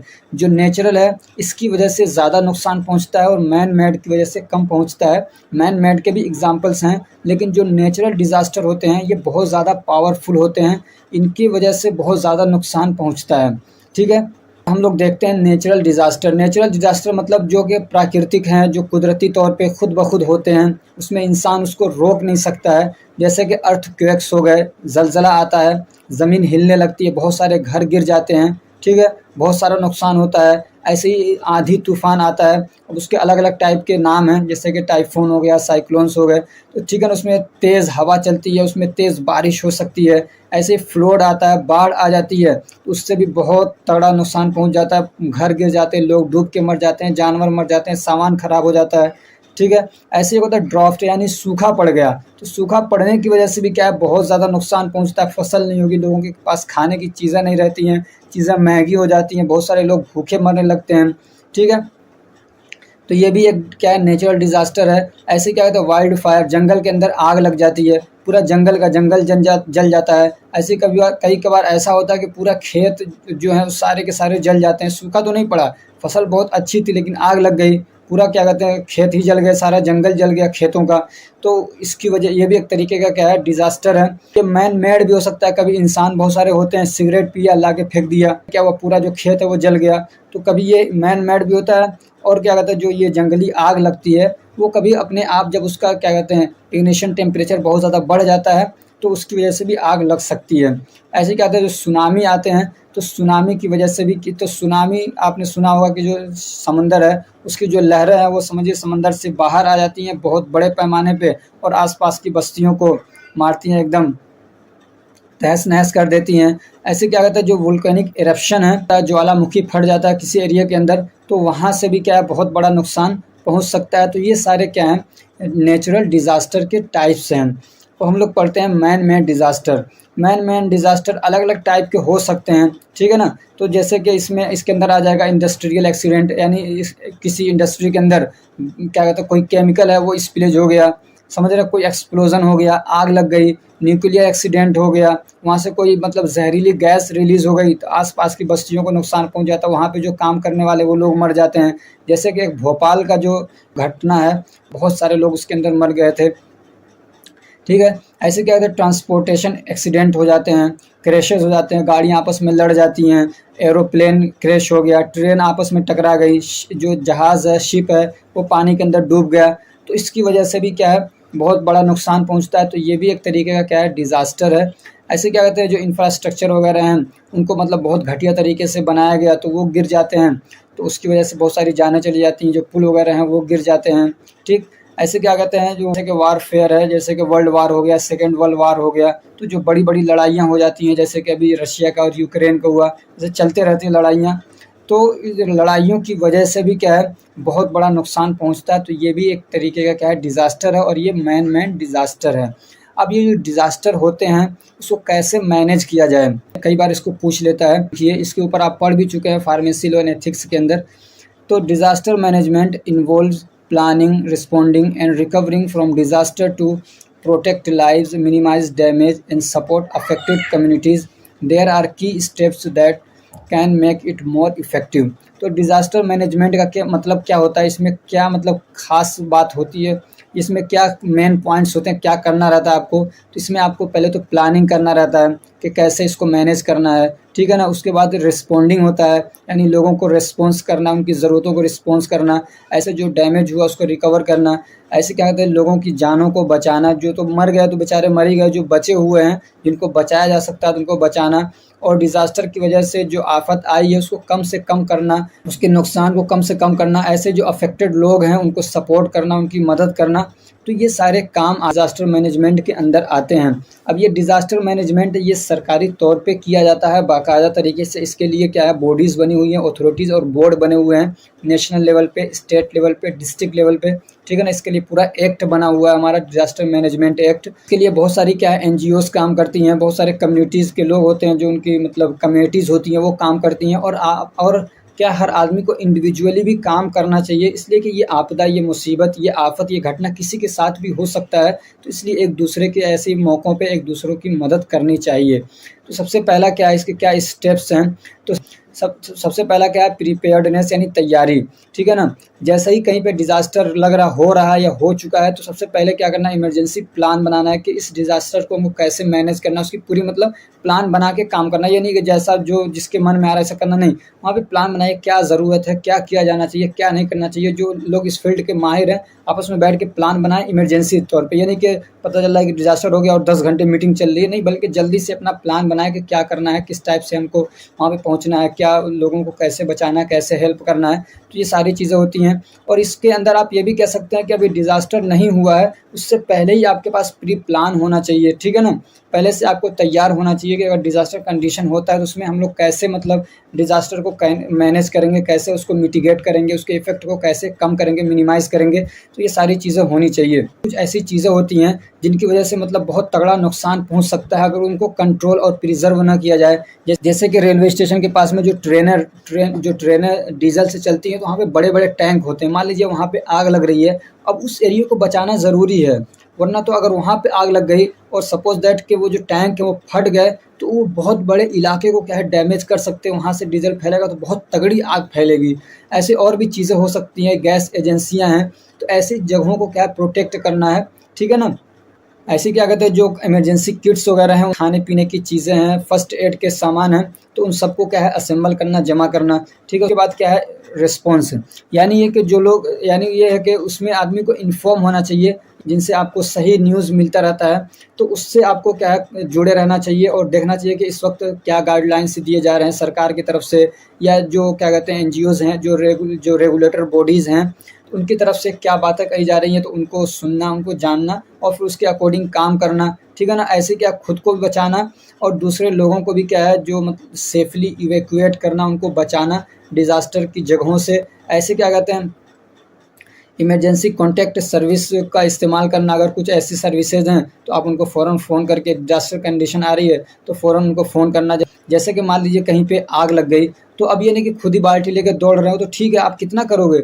जो लोग इसके एक्सपर्ट हैं, जिनके पास पूरी चीज़ें हैं, जो बनाई गई हैं आपके लिए इमरजेंसी कंडीशन में सर्विसेज प्रोवाइड की जाती हैं, तो जैसे कि आग लगने पे आप क्या फायर ब्रिगेड को फ़ोन करिए, फ़ौरन वो अपना लेके आएँगे टैंक, और उनके पास पूरी मतलब फैसिलिटी होती है, उनको आइडिया है कि कैसे मतलब आग पे काबू पाया जाता है, कैसे इसको बुझाना है, कैसे कंट्रोल करना है। समझ में आ रही बात? तो उनको कॉन्टैक्ट करना है। ऐसे क्या कहते हैं रिकवरी, यानी आपको डॉक्यूमेंटेशन वगैरह करना है। अगर आपने मतलब अपना इंश्योरेंस वगैरह करा रखा है, या कई बार ऐसा होता है कि इंश्योरेंस नहीं भी है तब भी जो क्या है सरकारें क्या है मतलब बहुत सारा मतलब उनको मुआवजा देती हैं। अगर कहीं पे घर वगैरह गिर गया, बहुत तगड़ा नुकसान हो गया, खेत वगैरह जल गए, तो इसलिए आपको डॉक्यूमेंट वगैरह बनाना चाहिए कि मतलब कितना मेरा नुकसान हुआ, नहीं हुआ, इस टाइप से। और जो फिर उसके बाद जो डेब्रिस वगैरह है जो उसको हटाना और फिर रिकंस्ट्रक्शन करना, घर वगैरह बनाना, ये सारे काम होते हैं। कहते हैं जो लोकल ऑर्गेनाइजेशंस हैं या जो गवर्नमेंट एजेंसीज़ हैं, जो मतलब ऐसे लोगों को यानी डिज़ास्टर के अंदर फंसे हुए लोगों को जो हेल्प करती हैं, उनकी रिकवरी कराती हैं, तो उनसे सपोर्ट लेना चाहिए, उनसे मदद लेना चाहिए। और क्या है मिटिगेशन, यानी आपने देख लिया कि डिज़ास्टर कैसे आ सकता है। कुछ एरिया ऐसे होते हैं जहाँ पे बाढ़ बार-बार आती है, समझ में आ रही बात? जहाँ पे ज़लज़ला आने का खतरा ज़्यादा रहता है, तो वहाँ पे ऐसे मतलब स्टेप्स लेना कि फ्यूचर में अगर ऐसा हो तो हम जल्दी से कैसे उसको रोक सकते हैं, उसके नुकसान को कैसे कम कर सकते हैं, तो पहले से उसकी तैयारी करके रखना। और उसके अलावा क्या है जो कम्युनिटी है उसके अंदर अवेयरनेस फैलाना कि डिज़ास्टर कंडीशन में कैसे उसको मैनेज करना, कैसे अपने आप को प्रिपेयर करना है। और उसमें लोगों को ये भी सिखाएँगे कि एक दूसरे की मदद करना है, ठीक है ना। और आप एक फार्मासिस्ट हैं तो आपकी ये भी ज़िम्मेदारी बनती है कि आप क्या मेडिकल ट्रीटमेंट प्रोवाइड करें। अब डिज़ास्टर मैनेजमेंट एक्ट है एक पूरा, ठीक है ना, तो उसने क्या है एक पूरा मतलब फ्रेमवर्क दिया है कि डिज़ास्टर को कैसे मैनेज किया जाए। उसके लिए उन्होंने मतलब बॉडीज़ बना रखी हैं, अलग-अलग क्या बोर्ड बना रखे हैं नेशनल लेवल पे, स्टेट लेवल पे, तो उसके बारे में थोड़ा-सा देख लीजिए।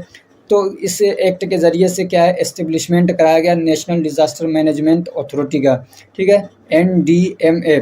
तो ये क्या है सबसे अपेक्स बॉडी यानी सबसे हाई लेवल की बॉडी है। इसका काम होता है कि ये मतलब ले डाउन मतलब बनाना, ठीक है ना। तो ये पॉलिसीज़ बनाते हैं, प्लान बनाते हैं, गाइडलाइंस वगैरह बनाते हैं डिज़ास्टर मैनेजमेंट के लिए इंडिया के अंदर, ठीक है। फिर उसके बाद इस एक्ट के ज़रिए से एक और अथॉरिटी बनाई गई जिसको हम लोग बोलते हैं स्टेट डिज़ास्टर मैनेजमेंट अथॉरिटी, ठीक है। ऐसे ही डिस्ट्रिक्ट लेवल पे भी बनवाया डिस्ट्रिक्ट डिज़ास्टर मैनेजमेंट अथॉरिटी। तो ये लोग क्या करते हैं, जो ये क्या कहते हैं जो अपेक्स बॉडी है, जो नेशनल लेवल की बॉडी है, जो वो प्लान वगैरह बनाते हैं, जो गाइडलाइंस देते हैं, जो पॉलिसीज़ देते हैं, उसको क्या इम्प्लीमेंट करना अपने अपने एरियो के अंदर, ये इनकी क्या है ज़िम्मेदारी होती है। इसके अलावा इस एक्ट के ज़रिए से एक नेशनल डिज़ास्टर रिस्पॉन्स फ़ोर्स भी बनवाया गया, उसका भी एक क्या है समझिए इस्टेब्लिशमेंट किया गया। तो एक ऐसी फ़ोर्स है जिसको तैयार किया गया सिर्फ़ इसी के लिए कि कहीं पे भी अगर डिज़ास्टर आता है तो उसमें जाके रिस्पॉन्स करना, उन लोगों को बचाना, उस कंडीशन को मिटिगेट करना, ठीक है। तो इसके लिए पूरा अब उनकी जो कैपेसिटी है वो आपकी तो नहीं है ना, क्योंकि उनको तो पूरी ट्रेनिंग दी गई है। फिर वो 10 घंटे काम कर सकते हैं, नहीं थकेंगे, आप 5 घंटे काम करके थक जाएँगे। तो इसलिए क्या है फ़ोर्स बनाया गया, उनको इसी काम के लिए ख़ास तौर से तैयार किया गया है। इसके अलावा एक इंस्टीट्यूशन भी बनाया गया, ठीक है ना। इस एक्ट के ज़रिए से कहा गया कि एक इंस्टीट्यूशन बनाया जाएगा national institute of disaster management. वहाँ पे मतलब पूरी ट्रेनिंग दी जाएगी कि कैसे डिज़ास्टर को मैनेज करना है, रिसर्च करना सिखाया जाएगा, डॉक्यूमेंटेशन, ठीक है ना, डिज़ास्टर मैनेजमेंट पूरा ये सारा सिखाया जाता है। अगला एक क्वेश्चन है, राइट ए नोट और discuss the role and function of state pollution control board. State pollution control board SPCB we plays a crucial role in protecting and preserving the environment with specific state. तो ये कह रहे हैं जिस state की ये क्या कहते हैं पोल्यूशन कंट्रोल बोर्ड है, वो अपने एरिया के अंदर क्या करते हैं, प्रोटेक्ट करते हैं इन्वायरमेंट को और उसको बचाते हैं। इन्वायरमेंट को अच्छा रखने के लिए वो क्या बहुत इंपॉर्टेंट रोल प्ले करते हैं, उसके लिए वो काम करते हैं। ठीक है, अब ये जो अथॉरिटी है इसको किसके अंडर में बनाया गया, तो इसको 2 एक्ट हैं, एक है वाटर एक्ट यानी prevention and control of pollution यानी वाटर पोल्यूशन, ठीक है ना, और दूसरा एक है एयर एक्ट यानी prevention and control of pollution यानी एयर पोल्यूशन। तो ये जो 2 एक्ट हैं, वाटर एक्ट और एयर एक्ट, इनके अंडर में इस अथॉरिटी को बनाया गया, स्टेट पोल्यूशन कंट्रोल बोर्ड। ठीक है, जो मेन काम है वो तो यही है कि पोल्यूशन को कंट्रोल करना है, लेकिन ये क्या क्या काम करते हैं, किस तरीके से ये लोग पोल्यूशन को कंट्रोल करते हैं, तो उसमें क्या है, इन्वायरमेंटल पॉलिसी इम्प्लीमेंटेशन। ठीक है ना, इनका काम क्या होता है, जो गवर्नमेंट है जो क्या कहते हैं सेंट्रल गवर्नमेंट हो या स्टेट गवर्नमेंट हो, जो वो पॉलिसीज़ बनाते हैं इन्वायरमेंट को लेके, तो उसको इम्प्लीमेंट करना, उसको लागू करना, इन्फोर्स करना, इनका काम होता है। ठीक है, ऐसे क्या है, पोल्यूशन मॉनिटरिंग एंड असेसमेंट।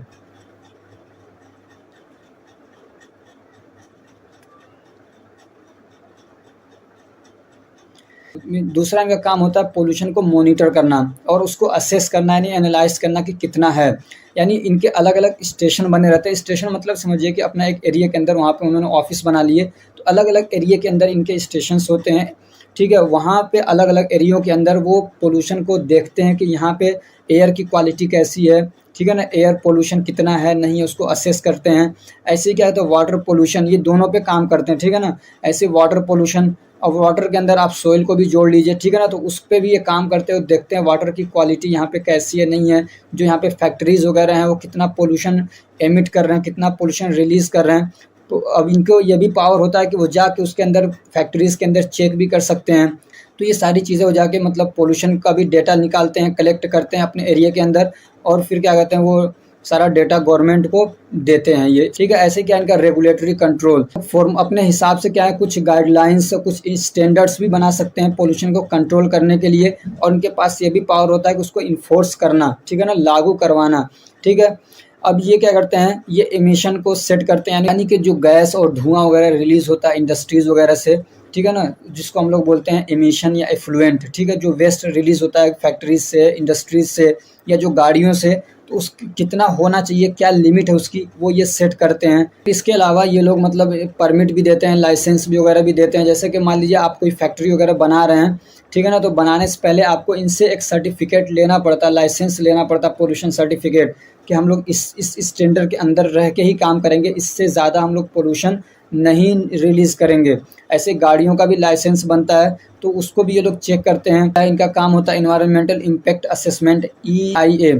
ठीक है, तो ये क्या होता है, इसको थोड़ा समझ लीजिएगा, कई बार इसके बारे में पूछ लेता है।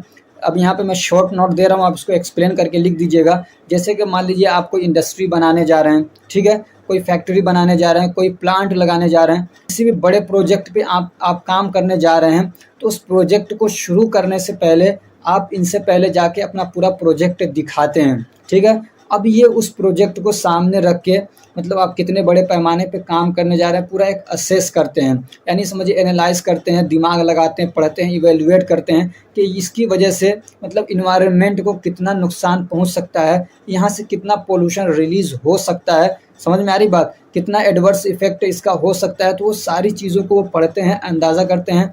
उसके बाद अगर उनको लगता है कि ये जो प्रोजेक्ट है इसकी वजह से इन्वायरमेंट को कोई नुकसान पहुंचने वाला नहीं है, तब वो उस प्रोजेक्ट को शुरू करने के लिए परमिशन देते हैं। और अगर उनको लगता है कि ये जो प्रोजेक्ट है ये इन्वायरमेंट के लिए अच्छा नहीं है, इससे वाटर पोल्यूशन हो सकता है, एयर पोल्यूशन हो सकता है, समझ में आ रही बात, तो उस प्रोजेक्ट को ये रोक देते हैं, उस प्रोजेक्ट को रिजेक्ट कर देते हैं ये।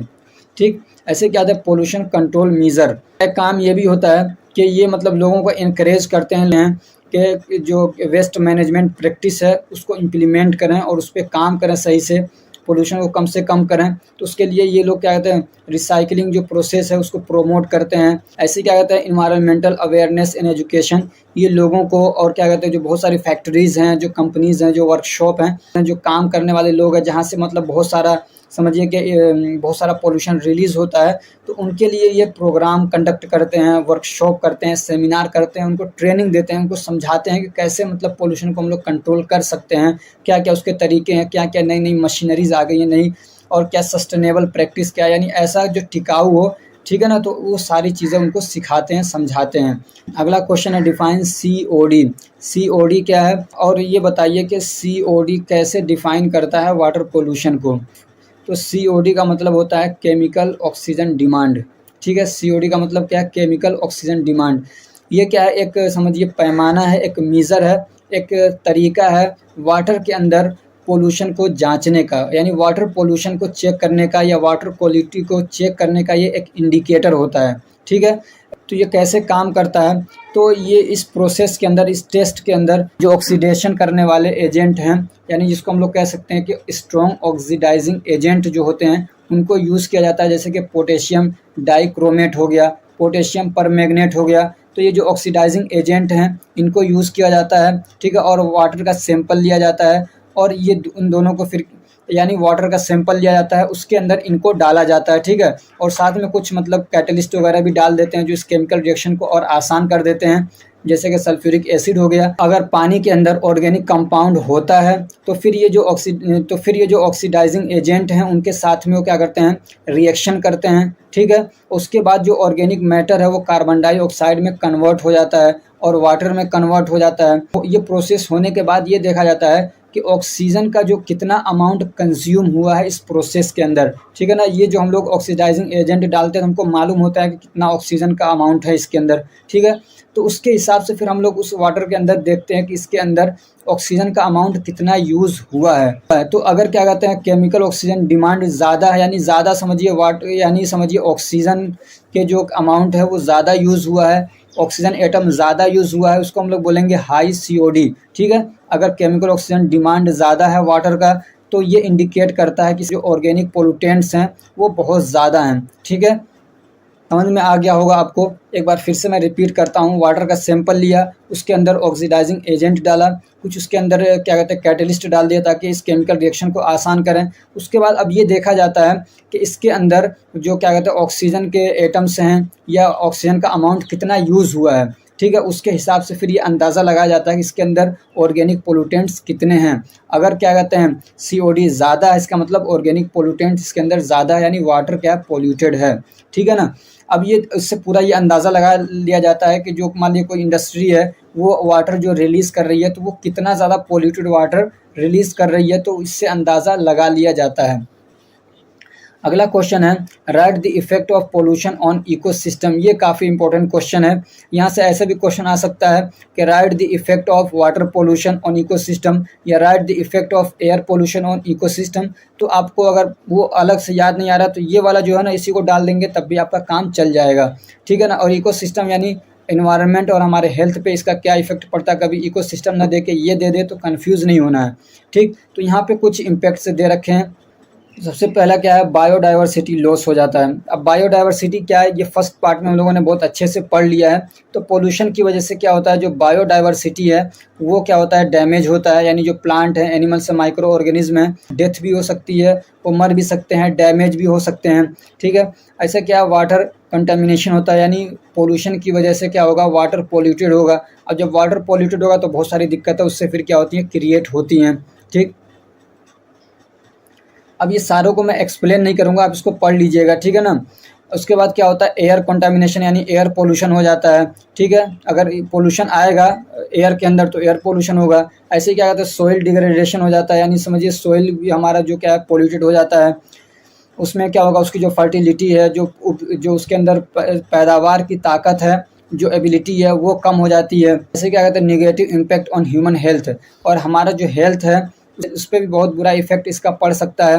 रेस्पिरेटरी प्रॉब्लम्स हो सकते हैं, जो वाटर है उसकी वजह से माइक्रो ऑर्गेनिज्म अगर कंटामिनेटेड वाटर कोई ले रहा है तो उसकी वजह से माइक्रो ऑर्गेनिज्म बॉडी के अंदर जा सकते हैं, इन्फेक्शन कर सकते हैं। अगर टॉक्सिक वाटर है तो उसकी वजह से बीमारियां हो सकती हैं। तो अलग अलग तरीके से क्या है बीमारियां हो सकती है, कैंसर हो सकता है, न्यूरोलॉजिकल डिसऑर्डर हो सकते हैं, ऑर्गन फेलियर हो सकता है।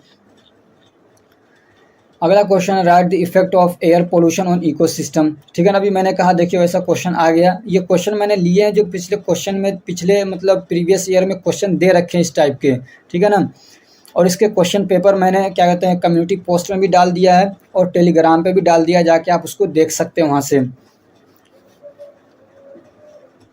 अब अगर एयर पोल्यूशन होता है तो उससे क्या इफेक्ट पड़ेगा, तो प्लांट जो हैं उन पे इफेक्ट पड़ेगा। प्लांट की जो पत्तियां हैं वो डैमेज हो सकती हैं, उनकी फर्टिलिटी जो है वो ख़त्म हो सकती है, उनका जो फोटोसिंथेसिस का पूरा जो सिस्टम होता है वो ख़त्म हो जाएगा, प्लांट बढ़ेंगे नहीं, उनका जो रिप्रोडक्टिव सिस्टम है वो डिस्टर्ब हो सकता है। ऐसे एनिमल और ऐसे क्या कहते हैं जो एनिमल्स हैं और जो ह्यूमंस हैं उन पे भी इसका बुरा असर पड़ता है पोल्यूशन का।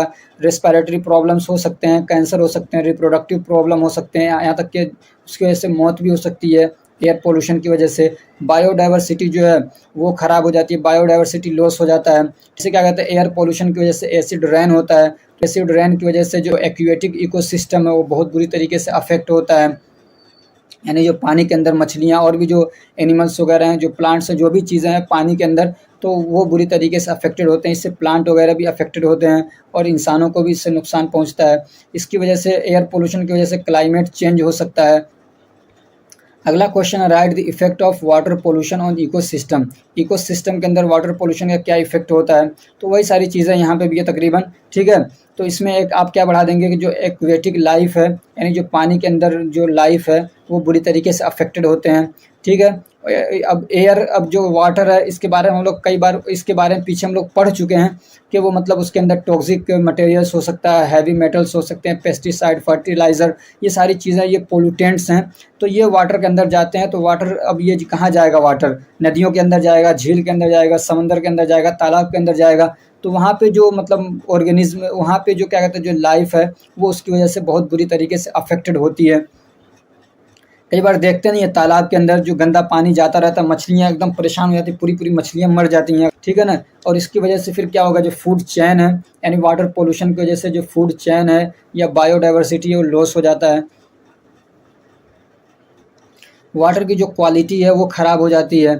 ऐसे क्या है हमारे हेल्थ पे भी इसका क्या बुरा इफेक्ट पड़ता है। इसकी वजह से क्या बहुत सारी बीमारियां हो सकती हैं। वाटर पोल्यूशन की वजह से कई सारी बीमारियां हैं जो वाटर बोर्न नहीं है, जैसे कि कॉलेरा हो गया, टाइफॉइड हो गया। इसकी वजह से डिसेंट्री भी हो सकता है, लूज मोशन वगैरह हो सकता है।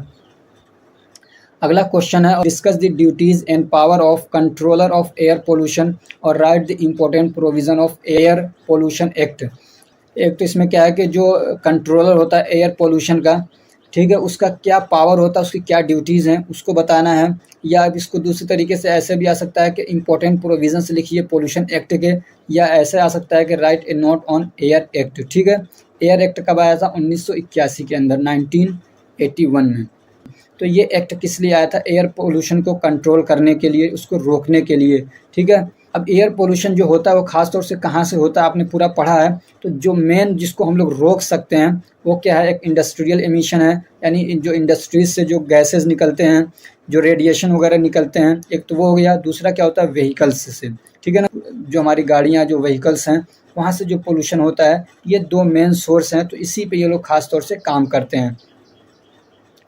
ठीक है, तो अब इस प्रोविज़न के कुछ की पॉइंट्स क्या हैं, इस प्रोविज़न ने क्या दिया है। तो एक क्या, फॉर्मेशन ऑफ रेगुलेटरी अथॉरिटीज़। इस एक्ट के ज़रिए से बताया गया है कि एक सेंट्रल पोल्यूशन कंट्रोल बोर्ड बनेगा। ठीक है ना, CPC बोर्ड बनेगा। ठीक, दूसरा बताया कि स्टेट पोल्यूशन कंट्रोल बोर्ड बनेगा। इनका क्या फंक्शन है, तो ये लोग खुद मतलब इतना पावर होता है इनके पास कि ये अपना गाइडलाइंस बना सकते हैं, लिमिट बना सकते हैं, उनको इम्प्लीमेंट कर सकते हैं, ऑफेंसेस को डिटरमाइन कर सकते हैं, पेनाल्टीज लगा सकते हैं। इनके पास बहुत सारा पावर दिया हुआ है। ठीक है ना, और इसके ज़रिए से, इस एक्ट के ज़रिए से क्या है बताया गया, स्टैंडर्ड एमिशन लिमिट। इनके पास ये भी पावर होता है, कोई भी गाड़ी है, कोई इंडस्ट्री है, तो वो कितना मतलब पोल्यूशन एमिट करेगा, कितना उसका एमिशन स्टैंडर्ड है, वो ये लोग तय करते हैं और फिर उसको इन्फोर्स भी करते हैं। यानी अगर उसके अगेंस्ट कोई जाता है तो ये उस पर कानूनी कार्रवाई भी करते हैं। जो भी इन्होंने रूल रेगुलेशन बना दिए हैं एक्ट के ज़रिए से जो बनाए गए हैं, तो ये इन्होंने जो मतलब सेट कर दिया स्टैंडर्ड, अगर कोई उसके अगेंस्ट जाता है तो उसके लिए ये लोग क्या है, पेनाल्टीज़ भी लगाते हैं। अब यहाँ पे एक चीज़ समझ लीजिए, जो आप गाड़ियों के बारे में बहुत सारे लोगों को पता नहीं है।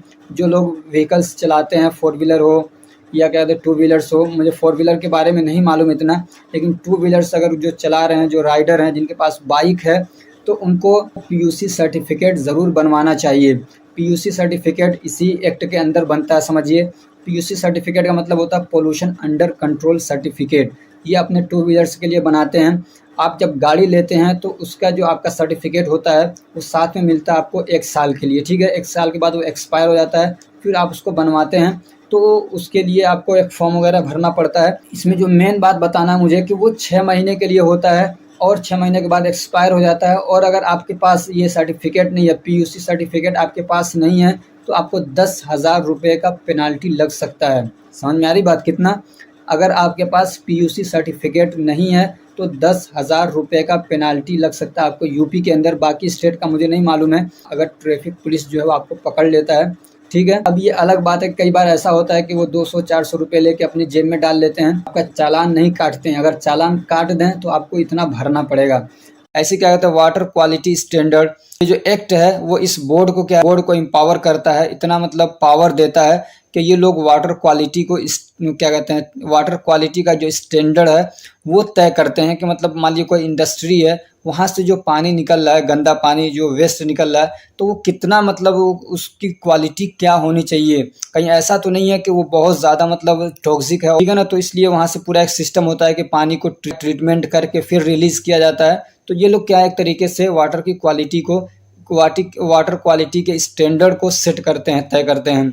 ये जो एक्ट है इसके ज़रिए से प्रोहिबिट किया गया है, रोका गया है कि जो पोल्यूटेंट है, ठीक है ना, वाटर के अंदर जो पोल्यूटेंट है वो प्रिस्क्राइब्ड स्टैंडर्ड से ऊपर नहीं होना चाहिए। कोई इस इंडस्ट्री है वो अपने यहाँ से वेस्ट वाटर को क्या है रिलीज़ कर रही है, उसके जो पोल्यूटेंट्स हैं प्रिस्क्राइब्ड स्टैंडर्ड से ज़्यादा नहीं होना चाहिए, तो उसको ये एक्ट रोकता है, ठीक है। ऐसे क्या है, इसके अंदर इंस्पेक्शन के लिए भी मतलब एम्पावर दिया गया है, यानी जो कंट्रोल बोर्ड्स हैं स्टेट लेवल की या सेंट्रल लेवल की, उनको ये पावर है कि वो जाके किसी भी प्रीमिसेस को, यानी जहाँ से वेस्ट वाटर रिलीज़ हो रहा है वहाँ पे जाके ये लोग क्या है चेक कर सकते हैं, इन्वेस्टिगेशन कर सकते हैं, वहाँ से सैंपल ले सकते हैं, ठीक है। और फिर क्या है, अगर वहाँ पे कोई गड़बड़ी हो रही है तो उनके अगेंस्ट वो क्या है एक्शन भी ले सकते हैं, ऑफेंसेस तय कर सकते हैं और फिर उसके अकॉर्डिंग पेनाल्टीज भी ये लगा सकते हैं। अगला क्वेश्चन है, discuss the methods means to control plastic waste and management to put it into profitable business. जो प्लास्टिक वेस्ट है उसको कैसे मतलब कंट्रोल किया जाए, कैसे उसको रोका जाए, और फिर प्लास्टिक वेस्ट को यूज़ करते हुए कैसे एक प्रॉफिटेबल बिजनेस क्रिएट किया जाए, एक उसके ऊपर आपको एक नोट लिखना है। तो यहाँ पे कुछ मेथड्स दिए गए हैं प्लास्टिक वेस्ट को कंट्रोल करने के लिए। पहला क्या है कि रेड्यूस सिंगल यूज़ प्लास्टिक से, यानी वो प्लास्टिक के बैग्स हो गए, बॉटल्स हो गए जिनको एक बार यूज़ किया जाता है फिर फेंक दिया जाता है, पॉलीथीन्स हैं, ये कोल्ड ड्रिंक की बोतलें आती हैं, ऐसे ही यूटेंसिल्स आती हैं। यूटेंसिल का मतलब जो घरेलू सामान होते हैं प्लास्टिक के, जैसे कि चम्मच हो गए प्लास्टिक के, कटोरियाँ आती हैं और भी जो दूसरे आइटम्स हैं, ठीक है। तो जो सिंगल यूज़ वाले हैं उनको क्या करना है, कम से कम करना है, उनको रोकना है, समझिए एक तरीके से। दूसरा क्या करना है, चूज सस्टेनेबल पैकेजिंग। तो सस्टेनेबल पैकेजिंग का क्या मतलब है, या वो आइटम ऐसा हो, यानी बैग वगैरह बॉटल्स वगैरह के लिए जो हम लोग यूज़ करते हैं तो उसके अंदर प्लास्टिक की मात्रा कम हो, कोई दूसरी चीज़ उसके अंदर ऐसी हो जो आसानी से डिग्रेड हो जाती हो, आसानी से गल जाती हो। या तो फिर आप ये कह सकते हैं कि वो जो पैकेजिंग मटेरियल्स हैं वो इको फ्रेंडली होना चाहिए, ठीक है ना। इको फ्रेंडली मतलब उस हमारे इन्वायरमेंट को, हमारे इकोसिस्टम को उससे नुकसान न पहुंचता हो, आराम से गल जाते हों, सड़ जाते हों, ठीक। तीसरी चीज़ क्या ध्यान देना है, हम लोगों को वो प्रोडक्ट चुनना है, यानी अपने यूज़ के लिए, बेचने के लिए, ठीक है, अपने यूज़ के लिए, बेचने के लिए, दूसरों को सामान वगैरह देने के लिए वो प्रोडक्ट हमको चुनना चाहिए जो कि रिसाइकिलेबल हो, यानी उसको रिसाइकिल किया जा सकता हो, या तो फिर क्या है वो बायोडिग्रेडेबल हो, और क्या है रीयूज़। हमको खुद भी चाहिए कि जो प्लास्टिक के पॉलीथीन्स हैं, जो भी चीज़ें हैं, तो हमको एक बार यूज़ करके फेंकना नहीं चाहिए। अगर वो मतलब इस काबिल है कि उसको दोबारा यूज़ किया जा सकता है तो उसको दोबारा से यूज़ करना चाहिए। ऐसे क्या कहते हैं, जो रिसाइकलिंग प्रोग्राम्स हैं उनको प्रोमोट करना चाहिए, सपोर्ट करना चाहिए उनको, ठीक है। या क्या कहते हैं, जो रिसाइकलिंग या जो लोकल रिसाइकलिंग प्रोग्राम्स होते हैं उसमें पार्टिसिपेट करना चाहिए।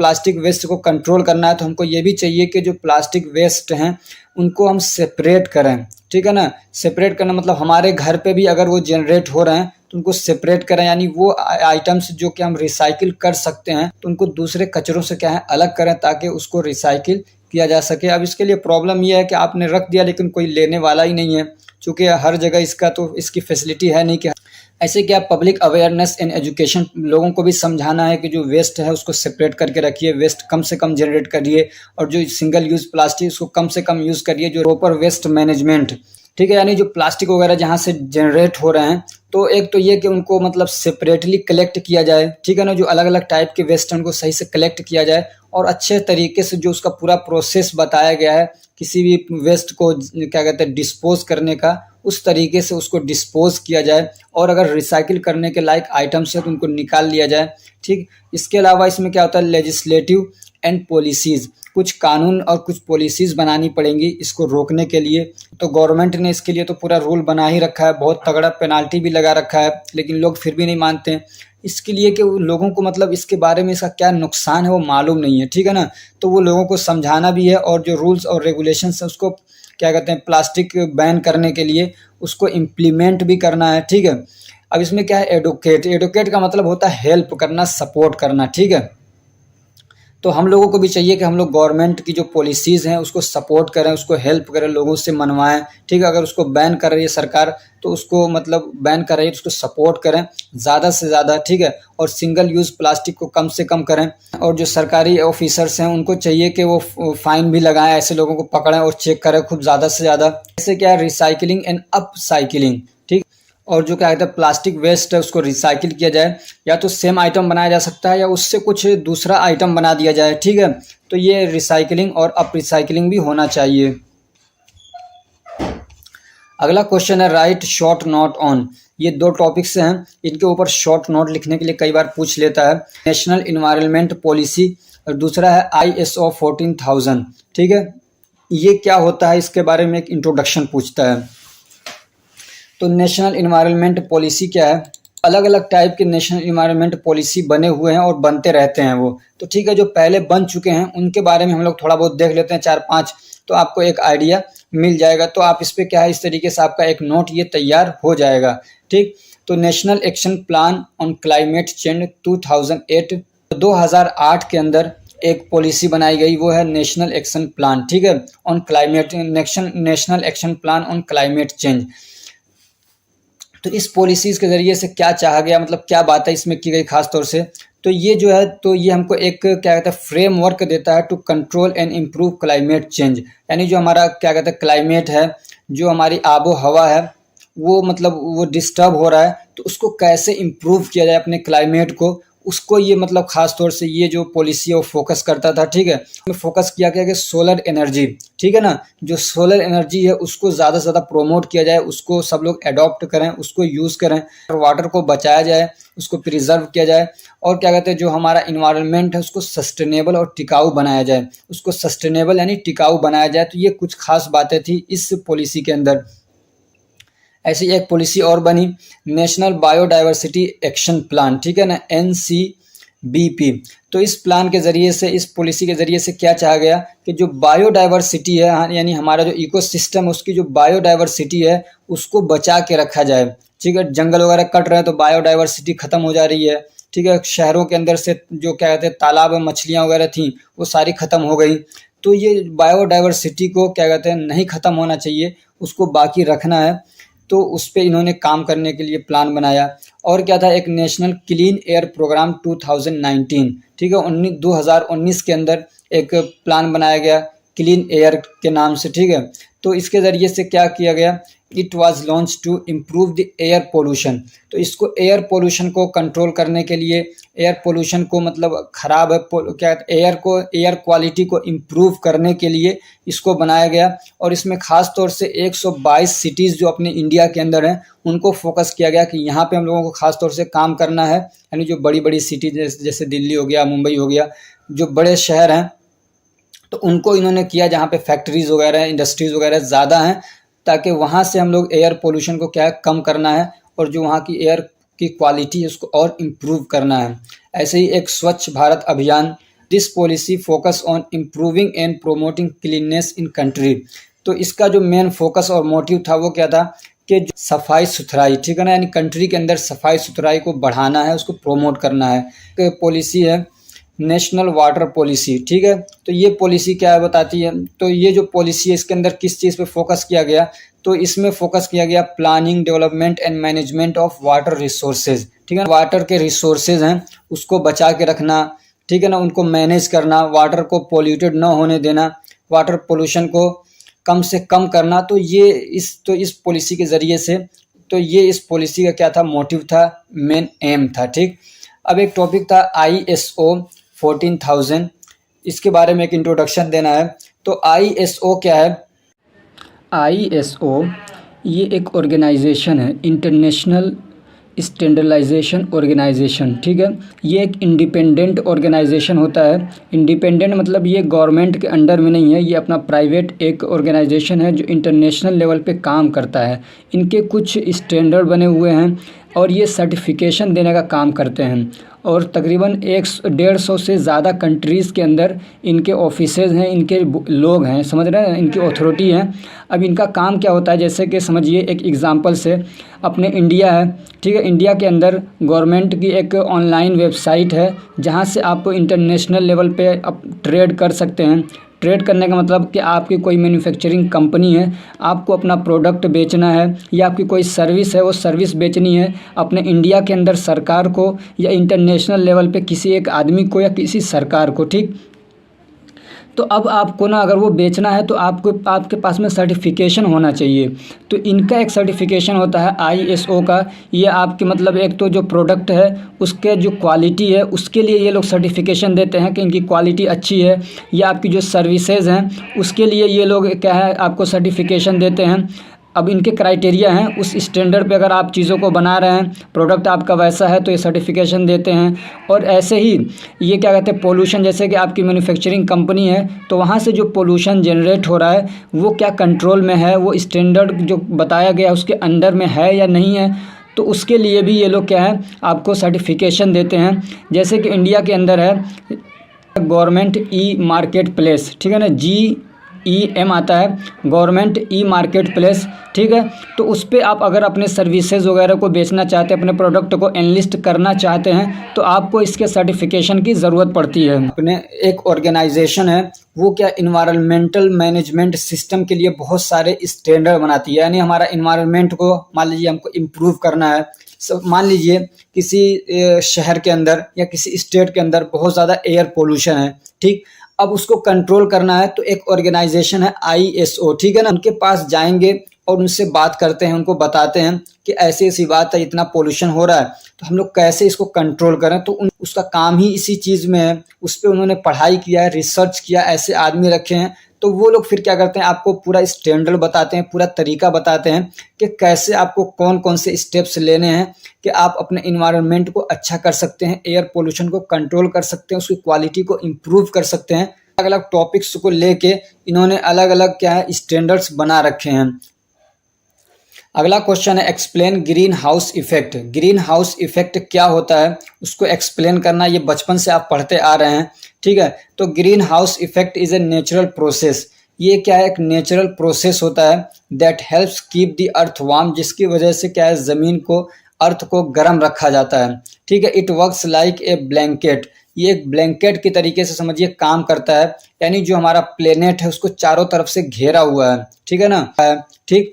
अब जब सूरज की किरणें आती हैं, सूरज की जो एनर्जी है यानी वही सूरज की जो किरणें हैं जब वो हमारे अर्थ तक पहुंचती हैं, ठीक है, some of it absorbed by the surface, तो उसमें से कुछ चीज़ों को क्या है एब्जॉर्ब कर लिया जाता है, बाकी जो चीज़ें हैं उसको वापस क्या कहते हैं उसको वापस स्पेस के अंदर रिफ्लेक्ट कर दिया जाता है, लौटा दिया जाता है। लेकिन अगर हम लोग बहुत ज़्यादा ग्रीन हाउस गैसेस को प्रोड्यूस करते हैं, और वो कैसे होता है फॉसिल फ्यूल को मतलब ज़्यादा से ज़्यादा जब हम लोग यूज़ करते हैं डीजल को, पेट्रोल को, तो वहाँ से फिर क्या बहुत सारा ग्रीन हाउस गैसेज रिलीज होते हैं कि वो कौन से गैसेज हैं जिनको हम लोग ग्रीन हाउस गैस कहते हैं, इसकी वजह से ग्रीन हाउस इफेक्ट बढ़ सकता है। तो उसमें एक आता है कार्बन डाइऑक्साइड, ठीक है, दूसरा आता है मीथ, ये सबसे मतलब क्या कहते हैं सबसे कॉमन है और सबसे मेन है कार्बन डाइऑक्साइड। उसके अलावा ऐसे मीथेन हो सकता है, नाइट्रस ऑक्साइड हो सकता है, ठीक है।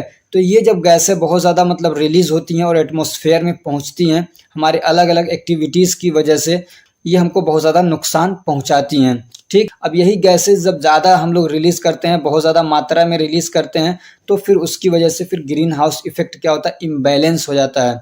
तो ये हमारे एटमॉस्फेयर के अंदर बिल्ड अप होता है, यानी जमा होने लगता है, ठीक है। और जब ये ज़्यादा मात्रा में जमा होने लगता है तो जो हमने अभी पढ़ा कि हमारे अर्थ को घेरे हुए हमारा एटमॉस्फेयर है वो कमज़ोर पड़ने लगता है, ठीक है। इसकी वजह से यानी ये जो गैसेज हैं, ग्रीन हाउस गैसेज हैं, उसकी वजह से जो हमारे अर्थ का ब्लैंकेट है जो इसको घेरे हुए है वो कमज़ोर पड़ने लगता है, एंट्रैपिंग मोर हीट। और वो क्या है, फिर सूरज से बहुत ज़्यादा गर्मी को ट्रैप करने लगता है। एक तो ये कि थोड़ा बहुत लेता था, बाकी को रिफ्लेक्ट कर देता था, लेकिन अब उसके अंदर से ये जो क्वालिटी थी वो कम पड़ जाती है, वो कमज़ोर हो जाता है और बहुत ज़्यादा क्या है, वो हीट को अपने अंदर एब्जॉर्ब कर लेता है, रोक के रखता है, ट्रैप कर लेता है, ठीक।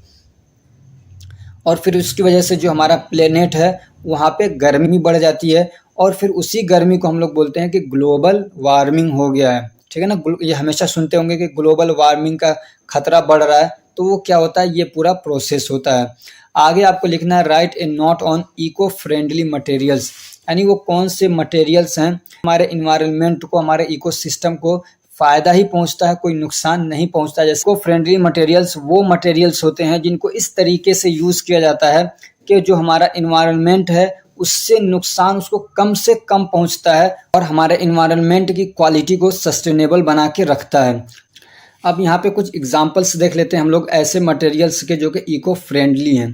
तो उसको एक है बैम्बू। ये बैम्बू क्या है, या एक प्लांट है, ठीक है ना, जो बड़ी तेजी से क्या ग्रो होता है और उसको ग्रो करने के लिए बहुत ज़्यादा पैसा या क्या कहते हैं पेस्टिसाइड या फर्टिलाइजर वगैरह की ज़रूरत नहीं पड़ती है। तो इसको अलग अलग तरीके से हम लोग यूज़ कर सकते हैं। खासतौर से हम लोग कहाँ देखते हैं, पैकेजिंग मटेरियल के लिए। तो इसके ज़रिए से हम लोग पैकेजिंग मटेरियल भी बना सकते हैं, जो कि क्या है मतलब सिंगल यूज़ प्लास्टिक को हम लोग वहाँ से हटा सकते हैं, इसके ज़रिए से रिप्लेस कर सकते हैं।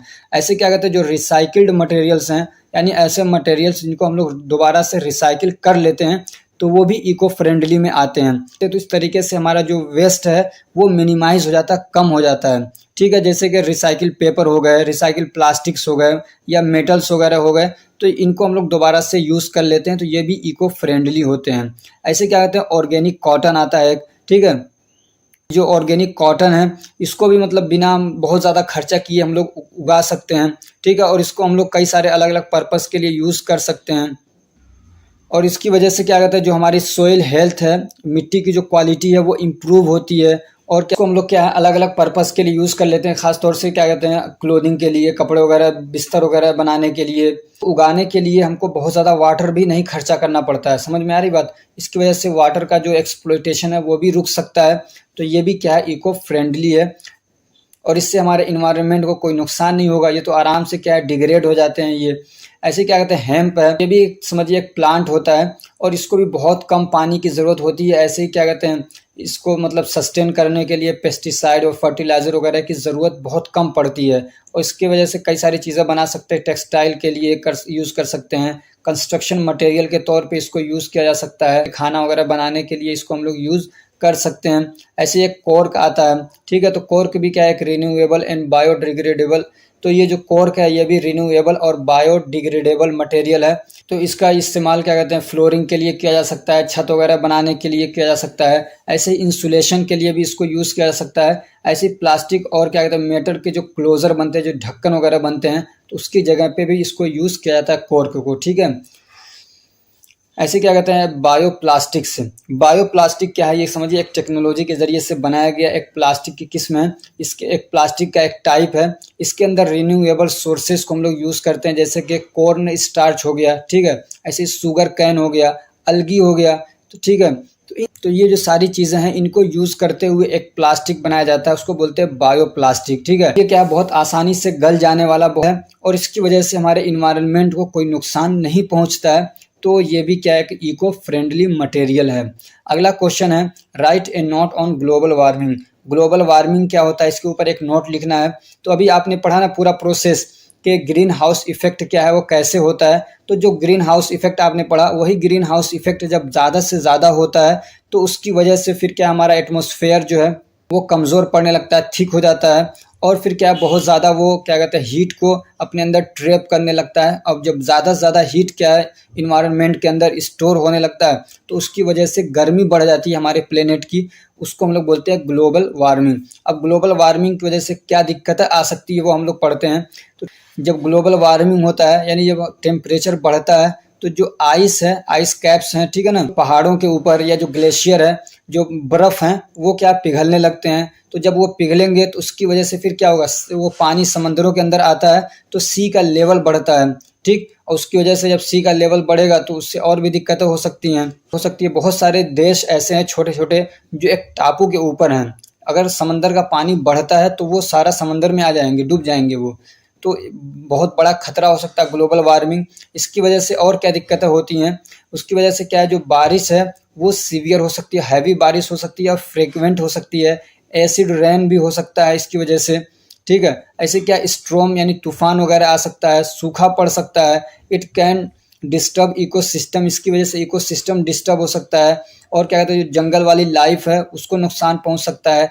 एग्रीकल्चर क्या है, जो ऐसे क्या कहते हैं जो एग्रीकल्चर की प्रोडक्टिविटी है, जो फर्टिलिटी है वो कम हो सकती है। और अगर ग्रीन हाउस को हम लोगों को कम करना है तो हमको चाहिए कि ग्रीन हाउस गैसेज जो हैं उसका एमिशन कम से कम हो, यानी हम लोग उसको कम से कम रिलीज करें। अगला एक क्वेश्चन है, what is ozone layer and it's depletion. Ozone layer क्या होता है और इसका डिप्लेशन क्या है, इसका क्या मतलब है। तो ओजोन लेयर क्या है, जो हमारा एटमॉस्फेयर है उसी का एक हिस्सा होता है, ठीक है, जिसको हम लोग स्ट्रेटोस्फेयर बोलते हैं। और ये जो हमारा एटमॉस्फेयर है और ये जो क्या कहते हैं ओजोन लेयर है, ये हमारे मतलब सरफेस से यानी हमारी ज़मीन से कितनी दूरी पे होता है, तो तकरीबन अलग अलग जगहों के हिसाब से 10 से 50 किलोमीटर की दूरी पे हो सकता है, ठीक। It contains A high concentration of ozone molecule. और ये जो पूरी लेयर है उसमें है क्या, तो ये ओजोन की क्या मॉलिक्यूल्स हैं, ठीक है ना, O3 ओजोन की क्या पूरी मॉलिक्यूल्स होते हैं, तो उसके ज़रिए से एक लेयर बनता है, which play a crucial role in protecting life on अर्थ।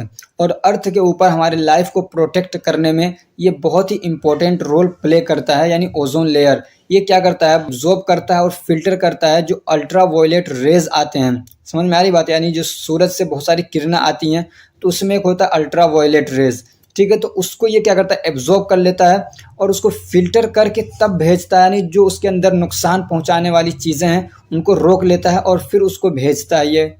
अब डिप्लेशन ऑफ ओजोन लेयर क्या है, तो ये समझिए कि जो ये ओजोन लेयर है अगर ये कमज़ोर पड़ जाता है तो उसी को हम लोग बोलते हैं डिप्लेशन ऑफ ओजोन लेयर। अब ये कैसे होता है, तो कुछ केमिकल्स या कुछ गैसेज ऐसे हैं जिनको हम लोग बोलते हैं ओजोन डिप्लेटिंग सब्सटेंस, ODS, ठीक है। तो जब ये एटमॉस्फेयर में जाते हैं तो ये ओजोन लेयर को खराब कर देते हैं। अब उसमें कौन सी गैसें हैं खास तौर से, तो उसमें द मोस्ट सिग्निफिकेंट ODS यानी ओजोन लेयर को जो डिप्लेट कर रही हैं, उसको कमज़ोर कर रही हैं, उसमें कौन सी आती हैं, तो इसमें एक आता है क्लोरोफ्लोरोकार्बन्स, एक आता है हाइड्रोक्लोरोफ्लोरोकार्बन्स, ये दो मेन हैं। इसके अलावा ऐसे क्या कहते हैं जो हेलोन्स हैं, कार्बन टेट्राक्लोराइड्स हैं या मेथाइल क्लोरोफॉर्म है, तो ये सब भी क्या है डिप्लेट करते हैं ओजोन लेयर को। ये जो गैसेज है वो कहाँ से निकलते हैं, इनको कहाँ पे हम लोग यूज़ करते हैं, तो जो एरोसोल आता है उसके अंदर इन गैसों को यूज़ किया जाता है। ऐसे क्या कहते हैं जो हमारा रेफ्रिजरेटर है उसके अंदर उसमें ये गैसेज यूज़ होते हैं। ऐसे कुछ सॉल्वेंट्स वगैरह होते हैं वहाँ पे होते हैं। ऐसे क्या कहते हैं जो फायर एक्सटिंग्विशर होता है तो वहाँ पे ये गैसेज यूज़ होते हैं। और जब हम लोग इन चीज़ों को ज़्यादा से ज़्यादा यूज़ करते हैं तो उसकी वजह से ये गैसेज ज़्यादा रिलीज़ होंगे और फिर ओजोन लेयर जो है वो हमारा ख़राब होता है, उसका डिप्लेशन होता है। अब ये कैसे होता है इसका थोड़ा सा मैकेनिज्म आप समझ लेते हैं तो अच्छा है, नहीं समझे तो कोई बात नहीं। तो जब ये ODS जो हैं जब ये हमारे स्ट्रेटोस्फेयर के पास में पहुंचते हैं तो ये क्या करते हैं, they are break down by sunlight. तो सनलाइट के ज़रिए से ये लोग टूट जाते हैं, ठीक है। और ये जब टूटते हैं तो वहाँ से क्लोरीन और ब्रोमाइन एटम्स ये लोग रिलीज़ करते हैं। अब ये जो एटम्स हैं ना ये बड़े ख़तरनाक होते हैं, बड़े डेंजरस होते हैं किनके लिए, ओजोन मॉलिक्यूल्स के लिए, ठीक है। तो ये ओजोन मॉलिक्यूल्स के साथ में रिएक्ट करते हैं और फिर एक केमिकल रिएक्शन होता है और उसकी वजह से जो ओजोन है वो डिस्ट्रक्ट हो जाता है, वो डैमेज हो जाता है। एक क्लोरीन या ब्रोमाइन का जो एटम है वो हज़ारों ओजोन मॉलिक्यूल को क्या है डीएक्टिवेट कर सकता है। समझ में आ रही बात? एक क्लोरीन का एटम हजारों ओजोन मॉलिक्यूल को क्या है, डीएक्टिवेट कर सकता है, उनको डिग्रेड कर सकता है, खराब कर सकता है। और जब क्या कहते हैं ओजोन लेयर का डिप्लेशन होता है, वो डैमेज हो जाते हैं, डिस्ट्रक्ट हो जाते हैं, तो फिर उसकी वजह से बड़ी सारी दिक्कतें क्रिएट होती हैं। अल्ट्रावायलेट बी, ठीक है ना, अल्ट्रावायलेट बी जो रेडिएशन है वो रिलीज होने लगता है, वो क्या है अर्थ तक पहुंचने लगता है आसानी से, और फिर उसकी वजह से क्या होगा, स्किन कैंसर हो सकता है, कैटरेक्ट हो सकता है, ठीक है, मोतियाबिंद हो सकता है। ऐसे ही कहते हैं वीकेंड इम्यून सिस्टम हमारा वीक हो सकता है। ऐसे जो प्लांट्स वगैरह हैं या जो मरीन इकोसिस्टम है उनको भी बहुत ज़्यादा नुकसान पहुंचता है इनकी वजह से। एक क्वेश्चन है, define acid rain and its causes. काफ़ी आसान क्वेश्चन है और आप बचपन से आप इसको भी पढ़ते आ रहे हैं, ठीक है। तो एसिड रेन क्या है, तो ये भी एक टाइप की बारिश ही है, दैट हैज़ बिकम एसिडिक। और लेकिन वो क्या होता है, एसिडिक होती है due to certain pollutants in atmosphere. Atmosphere में कुछ पोल्यूटेंट्स की होने की वजह से वो क्या हो जाता है, एसिडिक हो जाता है, तो उसको हम लोग बोलते हैं एसिड रेन।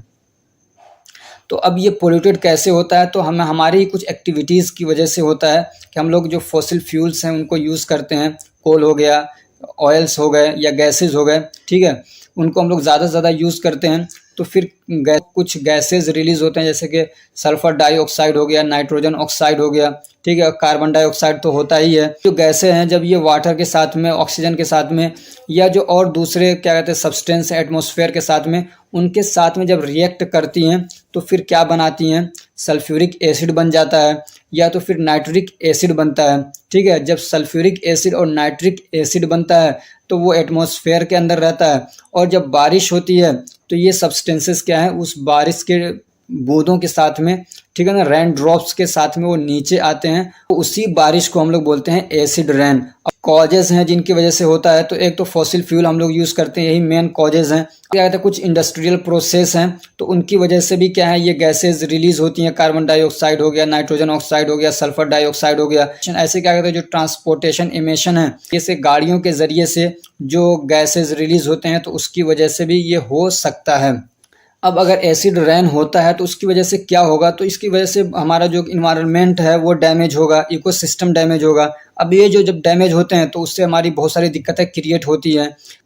खासतौर से जो एक्वेटिक इकोसिस्टम है, जो पानी के अंदर इकोसिस्टम है, वो अफेक्टेड होते हैं उसकी वजह से। और क्या होंगे, और जो प्लांट्स वगैरह हैं वो अफेक्टेड होते हैं, जो हमारी फसलें हैं वो ख़राब हो सकती हैं, और उसकी वजह से हमारे हेल्थ को भी नुकसान पहुंच सकता है।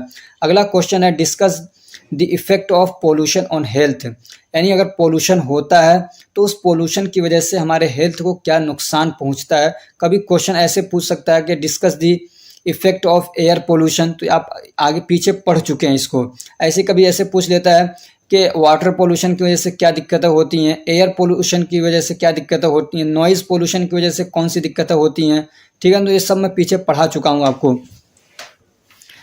ये लास्ट क्वेश्चन है।